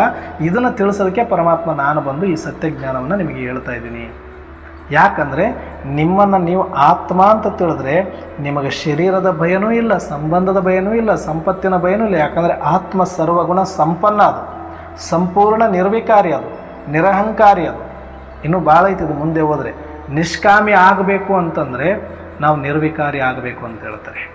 ನಿಷ್ಕಾಮಿ ಅಂದ್ರೆ ನನಗೆ ಇಚ್ಛೆ ಇರಬಾರ್ದು ಅಂದರೆ ವಿಕಾರಗಳು ಇರೋದಕ್ಕೆ ನನಗೆ ಇಚ್ಛೆ ಬರ್ತಾ ಇದೆ ಅಂತ ಪರಮಾತ್ಮ ಹೇಳ್ತಾರೆ. ನಿಮ್ಮಲ್ಲಿ ಯಾವುದೋ ಒಂದು ವಿಕಾರ ಇದೆ, ಕಾಮನೋ, ಕ್ರೋಧನೋ, ಲೋಭನೋ, ಮೋಹನೋ, ಅಹಂಕಾರನೋ. ಈ 5ರೊಳಗಡೆ ಒಂದು ಯಾವುದೋ ನಿಮ್ಮೊಳಗಡೆ ವಿಕಾರ ಇತ್ತು ಅಂದರೆ ನಿಮ್ಮೊಳಗಡೆ ಇಚ್ಛೆ ಇರುತ್ತೆ. ನಿಷ್ಕಾಮಿ ಆಗಬೇಕು ಅಂದರೆ ಮೊದಲು ನಿರ್ವಿಕಾರಿ ಆಗಬೇಕು. ಕಾಮನೂ ಇರಬಾರ್ದು, ಕ್ರೋಧ ಇರಬಾರ್ದು, ಲೋಭ ಇರಬಾರ್ದು, ಮೋಹ ಇರಬಾರ್ದು, ಅಹಂಕಾರ ಇರಬಾರ್ದು. ಆವಾಗ ನೀವು ನಿರ್ವಿಕಾರಿ ಆಗಲಿಕ್ಕೆ ಸಾಧ್ಯ. ನಿಷ್ಕಾಮಿ ಆಗಲಿಕ್ಕೆ ಸಾಧ್ಯ. ಇಚ್ಛೆ ಇರಲಾರ್ದಂಗೆ ಆಗ್ಬೇಕಂದ್ರೆ ಮೊದಲು ನಿರ್ವಿಕಾರಿ ಆಗಬೇಕು. ನಿರ್ವಿಕಾರಿ ಆಗಬೇಕು ಅಂದರೆ ನಿರಾಕಾರಿ ಆಗಬೇಕು ಅಂತ ಹೇಳ್ತಾರೆ. ನೀವೆಲ್ಲಿ ತನಕ ಶರೀರದ ಭಾನದಲ್ಲಿ ಇರ್ತೀರೋ, ನಮ್ಮನ್ನು ನಾವು ಶರೀರ ಅಂತ ಅಂದ್ಕೊಳ್ತೀವೋ, ನೀವು ಬೇಕಾದಷ್ಟು ಪ್ರವಚನ ಕೇಳ್ರಿ, ನಮ್ಮಂತರ ಬೇಕಾದಷ್ಟು ಬಂದು ಪ್ರವಚನ ಹೇಳಿ. ನೀವು ಶರೀರದ ಅಭಿಮಾನದಲ್ಲಿದ್ದರೆ ಇಚ್ಛೆ ಇರದೆ ಅಂದರೆ ನಿರ್ವಿಕಾರಿ ಆಗೋಕ್ಕಲ್ಲ. ನಿರಾಕಾರಿ ಆಗದ ಹೊರತು ನಿರ್ವಿಕಾರಿ ಆಗಲ್ಲ. ನಿರ್ವಿಕಾರಿ ಆಗದ ಹೊರತು ನಿಷ್ಕಾಮಿ ಆಗಲ್ಲ. ನಿಷ್ಕಾಮಿ ಆಗದ ಹೊರತು ನಿರ್ಮೋಹಿ ಆಗೋಕ್ಕಾಗಲ್ಲ. ನಿರ್ಮೋಹಿ ಆಗದ ಹೊರತು ನಿರ್ಭಯ ಆಗೋಕ್ಕಾಗಲ್ಲ. ನಿರ್ಭಯ ಆಗದ ಹೊರತು ನಿಶ್ಚಿಂತ ಆಗೋಕ್ಕಾಗಲ್ಲ. ಅದಕ್ಕೆ ಹೇಳ್ತಾರೆ ಸತ್ಸಂಗತ್ವೇ ನಿಸ್ಸಂಗತ್ವ, ನಿಸ್ಸಂಗತ್ವೇ ನಿರ್ಮೋಹತ್ವ, ನಿರ್ಮೋಹತ್ವೇ ನಿಶ್ಚಲತತ್ವ, ನಿಶ್ಚಲತತ್ವೇ ಜೀವನ್ಮುಕ್ತಿ. ನಿರ್ಭಯ ಅಂದ್ರೇನು? ಜೀವನ್ಮುಕ್ತ. ಜೀವಂತವಾಗಿದ್ದೀವಿ, ನನಗೆ ಯಾವುದು ಭಯ ಇಲ್ಲ, ಯಾವುದು ಚಿಂತೆ ಇಲ್ಲ ಅಂದರೆ ಇದೇ ಜೀವನ್ಮುಕ್ತ ಸ್ಥಿತಿ. ಮುಕ್ತಿ ಎಂಬುದು ಮನದ ಸಮಸ್ಥಿತಿಯೇ ಬೇರಲ್ಲ. ರಕ್ತಿ ವಿಪರೀತಗೊಳ್ಳುವುದಕ್ಕಾಗದಿರೇ ಮುಕ್ತಿ. ಯುಕ್ತಿಯುಂ ಕರ್ಣಚೇಷ್ಟಿತವ ತಿದ್ದುತ ಶ್ರಮಿಪ ಶಕ್ತಿವಂತನೇ ಮುಕ್ತ ಅಂತ ಹೇಳ್ತಾರೆ ಅವರು ಮಂಕುತಿಮ್ಮನ ಕಗ್ಗದಲ್ಲಿ. ಮುಕ್ತಿ ಅಂದ್ರೇನು, ಮುಕ್ತ ಅಂದರೆ ಯಾರು? ಮುಕ್ತಿ ಅಂದ್ರೇನು? ಮನಸ್ಸಿನ ಸಮಸ್ಥಿತಿ ಇರೋದೇ ಮುಕ್ತಿ ಅಂತ ಹೇಳ್ತಾರೆ. ನಮ್ಮ ಮನಸ್ಸು ಒಯ್ದಾಡದೆ ಇದ್ದರೆ, ನಮ್ಮ ಮನಸ್ಸು ಭಯದಿಂದ ಮುಕ್ತ ಆದರೆ, ನಮ್ಮ ಮನಸ್ಸು ನಿಶ್ಚಿಂತವಾಗಿದ್ದರೆ ಅವರೆಲ್ಲರೂ ಮುಕ್ತರೇ. ಅವ್ರು ಬಿಳಿ ಬಟ್ಟೆಯಲ್ಲಾದರೂ ಇರ್ಬೋದು, ಕಲರ್ ಬಟ್ಟೆಯಲ್ಲಾದರೂ ಇರ್ಬೋದು, ಮನೆಯಲ್ಲಾದರೂ ಇರ್ಬೋದು, ವನದೊಳಗಾದರೂ ಇರ್ಬೋದು, ಅವರೆಲ್ಲರೂ ಮುಕ್ತರೇ. ನೀವು ಮುಕ್ತಿ ಆಗಕ್ಕೆ ಬರ್ತೈತಿ. ನೀವು ಯಾರಿಂದನೋ ದೀಕ್ಷೆನೇ ತೊಗೊಳ್ಬೇಕು, ಯಾರಿಂದನೋ ಆಶೀರ್ವಾದನೇ ಆಗಬೇಕು ಹಂಗೇನಿಲ್ಲ. ನೀವು ಮನೆಯೊಳಗಿದ್ರೂ ಮಾಡ್ಕೊಳ್ಬೋದು. ಯಾವಾಗ ನಿಮ್ಮ ಮನಸ್ಸು ಶಾಂತವಾಗಿದ್ದಾಗ, ನಿಮ್ಮ ಮನಸ್ಸಿನಲ್ಲಿ ಭಯ ಇಲ್ಲದೆ ಇದ್ದಾಗ, ಮೋಹ ಇಲ್ಲದೆ ಇದ್ದಾಗ, ಇಚ್ಛೆ ಇಲ್ಲದೆ ಇದ್ದಾಗ, ನಿರ್ಭಯ ಆಗಿದ್ದಾಗ ನಿಶ್ಚಿಂತ ಆಗಿರ್ಬೋದು. ಅದೇ ಮುಕ್ತಿ ಅಂತ ಹೇಳ್ತಾರೆ. ಚಿಂತೆ ಇರಬಾರ್ದು, ಭಯ ಇರಬಾರ್ದು, ಮೋಹ ಇರಬಾರ್ದು, ಇಚ್ಛೆ ಇರಬಾರ್ದು. ಆವಾಗ ನೀವು ಮುಕ್ತ. ಅದಾಗಬೇಕು ಅಂದರೆ ನಿರಾಕಾರಿಗಳಾಗಬೇಕು. ನಿರಾಕಾರಿ ಅಂದ್ರೇನು? ಈ ಶರೀರ ಆಕಾರ. ಈ ಆಕಾರದ ಶರೀರದೊಳಗಡೆ ಒಳಗಡೆ ಒಂದು ನಿರಾಕಾರ ವಸ್ತು ಇದೆ. ಯಾವುದದು? ಆತ್ಮ. ಇದನ್ನೇ ಎಲ್ಲ ಶರಣರು, ಸಂತರು, ಮಹಾತ್ಮರು ಈ ಆತ್ಮದ ಸಾಕ್ಷಾತ್ಕಾರವನ್ನು ಮಾಡಿಕೊಂಡ ಮೇಲೆ ಪರಮಾತ್ಮನ ಸಾಕ್ಷಾತ್ಕಾರ ಮಾಡಿಕೊಂಡು ಎಲ್ಲರೂ ನಿಷ್ಕಾಮಿಗಳಾದರು, ನಿರಾಕಾರಿಗಳಾದರು. ನಿರಾಭಾರಿ ಅಂತ ಕರೀತಾರೆ ನೋಡಿ. ನಿರಾಭಾರಿ, ನಿರಾಕಾರಿ ಅಂದರೆ ಈ ಶರೀರದ ಅಭಿಮಾನವನ್ನು ಬಿಟ್ಟು, ದೇಹ ಅಭಿಮಾನವನ್ನು ತ್ಯಜಿಸಿ ನಾನು ಆತ್ಮ ಅಭಿಮಾನಿಗಳಾಗೋದು. ನಿರಾಕಾರಿಗಳಾಗೋದು ಅಂದರೆ ನಾನು ಆತ್ಮದಲ್ಲಿ ಎಲ್ಲವೂ ಇದೆ, ಅದು ಸಂತೃಪ್ತದಿಂದ ಕೂಡಿದೆ, ಸಂಪನ್ನತೆಯಿಂದ ಕೂಡಿದೆ, ಶಾಂತಿಯಿಂದ ಕೂಡಿದೆ, ಸದ್ಗುಣದಿಂದ ಕೂಡಿದೆ, ಅದರೊಳಗಡೆ ಇಂಥದ್ದಿಲ್ಲ ಅನ್ನಂಗಿಲ್ಲ. ಅದು ಸಂತೃಪ್ತ ಇದೆ, ಅದು ಆತ್ಮ. ಅದಕ್ಕೆ ಯಾವುದೇ ಕೊರತೆಗಳಿಲ್ಲ ಅದಕ್ಕೆ. ಮತ್ತು ಅದಕ್ಕೆ ಶರೀರನೇ ಬೇಕು ಅದು ಚೆನ್ನಾಗಿರೋಕ್ಕೆ ಅಂತಲ್ಲ. ಶರೀರ ನಡೆದಿರೋದು ಆತ್ಮದಿಂದನೇ ಹೊರತು ಆತ್ಮಕ್ಕಾಗಿ ಶರೀರ ಅಲ್ಲ. ಶರೀರಕ್ಕಾಗಿ ಊಟವೇ ಹೊರತು ಆತ್ಮಕ್ಕಾಗಿ ಊಟ ಅಲ್ಲ. ಆತ್ಮ ಆರಾಮ್ ಅವತ್ತೂ ಇತ್ತು, ಇವತ್ತೂ ಇದೆ, ಮುಂದೆನೂ ಇರುತ್ತೆ. ಆದರೆ ಶರೀರದೊಳಗೆ ಇರುವ ಕಾರಣ ಶರೀರಕ್ಕಾಗಿ ಅನ್ನ, ನೀರು, ಗಾಳಿ ಬೇಕಾಗಿದೆ ಹೊರತಾಗಿ ಆತ್ಮಕ್ಕಲ್ಲ. ಅದಕ್ಕೆ ನೀವು ಶರೀರ ಅಂದ್ಕೊಂಡಷ್ಟು ಇದರ ಮೇಲೆ ಭಯ, ಇದರ ಮೇಲೆ ಮೋಹ ಜಾಸ್ತಿ ಆಗುತ್ತೆ. ನೀವು ಆತ್ಮ ಅಂದ್ಕೊಂಡಷ್ಟು ನಿರಾಕಾರಿತೆಯಲ್ಲಿ ಬರ್ತೀರಿ, ನಿರ್ವಿಕಾರಿಗಳಾಗ್ತೀರಿ, ನಿಷ್ಕಾಮಿಗಳಾಗ್ತೀರಿ, ನಿರ್ಮೋಹಿಗಳಾಗ್ತೀರಿ, ನಿರ್ಭಯರಾಗ್ತೀರಿ, ನಿಶ್ಚಿಂತರಾಗ್ತೀರಿ ಅಂತ ಹೇಳ್ತಾರೆ. ಇದು ಒಂದೇ ಸೂತ್ರ. ಬೀಜ ಹಿಡ್ಕೊಂಡ್ಬಿಟ್ರೆ ಇಡೀ ವೃಕ್ಷನೇ ಕಂಟ್ರೋಲ್ ಮಾಡ್ಬೋದು. ಈ ಬೀಜ ಸಿಕ್ಕಿಲ್ಲ ಅಂದರೆ ನೀವೆಷ್ಟು ಬಡದಾಡಿದ್ರೂ ಲಾಸ್ಟಿಗೆ ಚಿಂತೆ ದುಃಖದಲ್ಲೇ ಬರಬೇಕಾಗುತ್ತೆ ಅಂತಾರೆ. ಅದಕ್ಕೆ ಪರಮಾತ್ಮ ಈ ಬೀಜವನ್ನು ಕೊಟ್ಟಿದ್ದಾರೆ. ಅದಕ್ಕೆ ಓಂ ಶಾಂತಿ ಅಂದರೆ ನಾನು ಆತ್ಮ, ನನ್ನ ಸ್ವಧರ್ಮ ಶಾಂತಿ ಅನ್ನುವ ಈ ನಿರಾಕಾರ ತತ್ವದಲ್ಲಿ ಈ ಆಕಾರದ ಮೇಲಿನ ಮೋಹವನ್ನು ಬಿಟ್ಟು ನಿರಾಕಾರ ಜ್ಯೋತಿ ಸ್ವರೂಪ ಅಂತ ತಿಳಿದು ಎಲ್ಲರಲ್ಲಿರುವ ನಿರಾಕಾರ ಆತ್ಮವನ್ನು ನೋಡಿದಾಗ ಪತ್ನಿ ಶಾರೀರಿಕವಾಗಿ, ಆದರೆ ಒಳಗಿರುವ ಆತ್ಮ ಅದು ಚೈತನ್ಯ, ಅದು ಜ್ಯೋತಿ, ಅದು ಸಂತೃಪ್ತ ಅಂತ ನೋಡೋಕ್ಕೆ ಬಂತು. ನನಗೆ ಚಿಂತೆ ಇಲ್ಲ. ಜ್ಯೋತಿ ನೋಡಿದ್ರೆ ಅದು ಆರೋದಿಲ್ಲ, ಶರೀರ ನೋಡಿದ್ರೆ ಇರ್ಬೋದು ಹೋಗ್ಬೋದು. ಅದರ ಮೇಲೆ ಮೋಹ ಇಟ್ಕೊಳ್ಳೋದಿಲ್ಲ. ಇರೋ ತನಕ ಚಂದ ಪ್ರೀತಿ ಕೊಡೋಣ, ಇರೋ ತನಕ ಚಂದ ಸಹಯೋಗ ಕೊಡೋಣ, ಇರೋ ತನಕ ಚಂದ ನೋಡ್ಕೊಳ್ಳೋಣ. ತೊಂದರೆ ಆದರೆ ಹಾಸ್ಪಿಟ್ಲಿಗೆ ಕರ್ಕೊಂಡು ಹೋಗೋಣ. ಶರೀರ ಬಿಟ್ಟು ಒಳಗಿರೋ ಜ್ಯೋತಿ ನೋಡೋಣ. ಜ್ಯೋತಿ ಜೊತೆ ತಾನೇ ನನಗೆ ಕಾಂಟ್ಯಾಕ್ಟ್ ಇರೋದು. ಆ ಜ್ಯೋತಿ ಇರೋದಕ್ಕೆ ನಾನು ಮಾತಾಡ್ತಾ ಇದ್ದೀನಿ ನಿಮ್ಮ ಜೊತೆ. ಆ ಜ್ಯೋತಿ ನಿನ್ನ ಹತ್ರ ಇಲ್ಲ ಅಂದ್ರೆ ನೀವು ಮಾತಾಡೋಕ್ಕಾಗಲ್ಲ, ನನ್ನ ಹತ್ರ ಇಲ್ಲ ಅಂದ್ರೆ ನಾನು ಮಾತಾಡೋಕ್ಕಾಗಲ್ಲ. ಅದಕ್ಕೆ ಯಾರಾದರೂ ಶರೀರ ಬಿಟ್ಟಾಗ ತಲೆ ಹತ್ರ ಒಂದು ಜ್ಯೋತಿ ಹಚ್ಚಿಟ್ಟಿರ್ತಾರಲ್ಲ ನಿಮ್ಮ ಕಡೆ, ದೀಪ ಹಚ್ತಾರಲ್ಲ. ಅಂದರೆ ಶರೀರ ಹೋಗಿದೆ, ಆದರೆ ಒಳಗಿರುವ ಸತ್ಯ ಜ್ಯೋತಿ ಇನ್ನೂ ಉರಿತಾ ಇದೆ, ಅದು ಆರೋದಿಲ್ಲ. ಅದು ಜ್ಯೋತಿ ನಿಮ್ಮ ಜೊತೆ ಇದ್ದದ್ದು, ಈ ಶರೀರ ಅಲ್ಲ. ಆ ಜ್ಯೋತಿ ನಿಮ್ಮ ಮಗು, ಇದಲ್ಲ, ಇದು ಸುಮ್ಮನೆ ತೊಗುಲಿದು, ಇದು ರಕ್ತ ಮೂಳೆ ಮಾಂಸದ ಹೊದಿಕೆ ಇದಷ್ಟೇ. ಆದರೆ ನಿಮ್ಮ ಮಗು ಯಾರು? ಒಳಗಡೆ ಇರೋ ಜ್ಯೋತಿ, ಅದು ಹೋಗಿಲ್ಲ, ಅದು ಸದಾಕಾಲ ಇದೆ, ಅದು ವಸ್ತ್ರ ಬದಲಿಸಿದೆ. ಇದನ್ನೇ ಸಾವು ಅಂತ ಕರೀತಾರೆ. ಅದಕ್ಕೆ ಆ ಜ್ಯೋತಿ ನೋಡಿದ್ರೆ ನಿಮಗೆ ಭಯ ಇಲ್ಲ. ಭಾಳಷ್ಟು ಜನ ಈಗ ಬ್ರಹ್ಮಕುಮಾರಿಸಿಗೆ ಬಂದ ಮೇಲೆ ದೊಡ್ಡ ದೊಡ್ಡ ಆ್ಯಕ್ಟ್ರು, ಹಿಂದಿ ಆ್ಯಕ್ಟ್ರು ಒಬ್ಬರು ಯಾರೋ ಇದ್ರಮ್ಮ, ಹೀರೋ, ಬಿಗ್ ಬಾಸಿಗೆ ಬಂದಿದ್ದಾನೆ. ಅವನ ಹೆಸರಿನ ಹುಡುಗನ ಹೆಸರು ಆತ ಭರ್ಜರಿ ಒಂದು 35 ವರ್ಷದ ಹುಡುಗ. ಬಿಗ್ ಬಾಸಲ್ಲಿ ಗೆದ್ದ ಮೇಲೆ ಇದ್ದಕ್ಕಿದ್ದಂಗೆ ಸಡನ್ನಾಗಿ ಇನ್ನೇನು ಮದುವೆ ಮಾಡಬೇಕು ಅಂತ ಒಳ್ಳೆ ಹೀರೋಯಿನ್ ಆಲ್ರೆಡಿ ಎಂಗೇಜ್ಮೆಂಟ್ ಆಗಿ ಇನ್ನೇನು ಮದುವೆ ಮಾಡೋಕ್ಕೆ ತಯಾರಿ ಮಾಡ್ಕೊಂಡಿದ್ರು. ಹಾರ್ಟ್ ಅಟ್ಯಾಕ್ ಆಗಿ ಸತ್ತೋಗ್ಬಿಟ್ಟ. ಇರೋದೊಬ್ಬನೇ ಮಗ, ಪತಿ ತೀರ್ಕೊಂಡಾನ, ಆ ಮಗನೂ ತೀರ್ಕೊಂಡ್ಬಿಟ್ಟ. ಆಕೆ ಒಂದು ಡ್ರಾಪ್ ಕಣ್ಣೀರು ಹಾಕಿಲ್ಲ ಅಂತ ಎಷ್ಟು ನ್ಯೂಸ್ದವ್ರು ಎಲ್ಲರೂ ಅದನ್ನು ಸುದ್ದಿ ಮಾಡಿದರು. ಈ ಜಗತ್ತಿನಲ್ಲಿ ಇಷ್ಟು ಒಳ್ಳೆ ಕೋಟಿಗಟ್ಟಲೆ ದುಡಿಯುವಂಥ ಮಗ ಇನ್ನೇನು ಮದುವೆ ಮಾಡೋಕ್ಕೆ ತಯಾರಾಗಿದ್ದರು, ಇದ್ದಕ್ಕಿದ್ದಂಗೆ ಬಿಟ್ಟು ಹೋಗಿದ್ದಾನೆ. ಆ ಯಮ್ಮನಿಗೆ ತಂದೆನೂ ಗಂಡನೂ ಇಲ್ಲ, ಬೇರೆ ಮಕ್ಕಳು ಇಲ್ಲ, ಇರೋದೊಬ್ಬ ಮಗ ತಿರ್ಕೊಂಡಾನೆ. ಒಂದನಿ ಕಣ್ಣೀರು ಹಾಕಿಲ್ಲ, ಒಂದೊತ್ತು ಹತ್ತಿಲ್ಲ, ಅಷ್ಟು ಚಂದ ಮಗನ ಸಂಸ್ಕಾರ ಮಾಡಿದ್ಲು ಅಂತ ಟಿ ವಿಯಲ್ಲೆಲ್ಲ ತೋರಿಸಿದ್ರು. ಅದು ಯಾಕೆ ಅಂದರೆ ಆಕೆ ಬ್ರಹ್ಮಕುಮಾರಿಸಿಗೆ 15 ವರ್ಷದಿಂದ ಬ್ರಹ್ಮಕುಮಾರಿಸಲ್ಲಿದ್ದಾಳೆ. ಈ ಜ್ಞಾನ ಕೇಳಿದ್ದಾಳೆ, ಯೋಗ ಮಾಡಿದ್ದಾಳೆ. ಆ ಹುಡುಗಿ ಯಾರು ಸೊಸೆ ಆಗೋದಿತ್ತು, ಆ ಹುಡುಗಿಗೂ ಧೈರ್ಯ ಕೊಟ್ಟು, ಆ ಹುಡುಗಿ ಮಲ್ಕೊಂಡ್ಬಿಟ್ಟಿತ್ತು, 2-3 ತಿಂಗಳು ಎದ್ದಿಲ್ಲ. ಆತನನ್ನು ಅಷ್ಟು ಪ್ರೀತಿ ಮಾಡ್ತಾ ಇತ್ತು, ಮಾಡ್ಕೋಬೇಕಂತ. ತಾಯಿ ಒಂದನಿ ಕಣ್ಣೀರು ಹಾಕಿರ್ಲಿಲ್ಲ ಅತ್ತಿ. ಆದರೆ ಆ ಹುಡುಗಿ ಇನ್ನೂ ಮದುವೆ ಆಗಿಲ್ಲ ಅಂದ್ರೂ ಆತನ ಸಲುವಾಗಿ 2-3 ತಿಂಗಳು ಹಾಸಿಗೆ ಹಿಡಿದು ಹೊರಗೆ ಬರಲಿಲ್ಲ. ಆ ಹುಡುಗಿನ ಕರ್ಕೊಂಡು ಬಂದು ಈಗ ಬ್ರಹ್ಮಕುಮಾರಿಸಿ ಮಾಡಿ ಬ್ರಹ್ಮಕುಮಾರಿಸಿ ಜ್ಞಾನ ಕೊಟ್ಟ ಮೇಲೆ ಆ ಹುಡುಗಿ ಇಂಟರ್ವ್ಯೂ ಮಾಡೋಕ್ಕೆ ಶಿವಾನಿ ಬೈಯನ್ ಹತ್ರ ಬರ್ತಾ ಇದೆ ಈಗ. ಅಂದರೆ ಎಷ್ಟೋ ಜನ ಬದಲಾರಾದ್ರೆ ಅಪ್ಸೆಟ್ ಆಗಿ ಸೂಸೈಡ್ ಮಾಡ್ಕೊಂಡು ಹೋಗ್ಬಿಡ್ತಾರೆ ಹಿಂಗೆ ಎಂಥವೇನಾದ್ರು ಘಟನೆ ನಡೆದಾಗ. ಆದರೆ ಒಳಗಡೆ ಇರುವ ಆತ್ಮ ಯಾಕೆ ಈ ಜ್ಞಾನ ಬೇಕಿನ್ನು ಮುಂದೆ ಎಲ್ಲರಿಗೆ ಅಂದರೆ ಇದು ಒಬ್ಬರ ಮನೆಯಾಗ ನಡೆಯೋದಲ್ಲ. ಇನ್ನು ಮುಂದೆ ಎಲ್ಲರ ಮನೆಯೊಳಗೂ ನಾವು ಅಂದ್ಕೊಂಡದೇ ಇರೋದೇ ಜಾಸ್ತಿ ಆಗುತ್ತೆ ಅನ್ಕೊಳ್ಳೋದಕ್ಕಿಂತ. ಇನ್ನು ಮುಂದೆ ಬರೋ ದಿನಗಳು ದುಃಖದ ದಿನಗಳು ನಮಗಷ್ಟೇ ಅಲ್ಲ, ಇಡೀ ಜಗತ್ತಿನಲ್ಲಿ ಎಲ್ಲರಿಗೂ ಇದೆ. ಅಡ್ವಾನ್ಸ್ ಆಗಿ ನಮಗೆ ಧೈರ್ಯ ಕೊಡೋಕ್ಕೆ ಪರಮಾತ್ಮ ಬಂದಿದ್ದಾನೆ.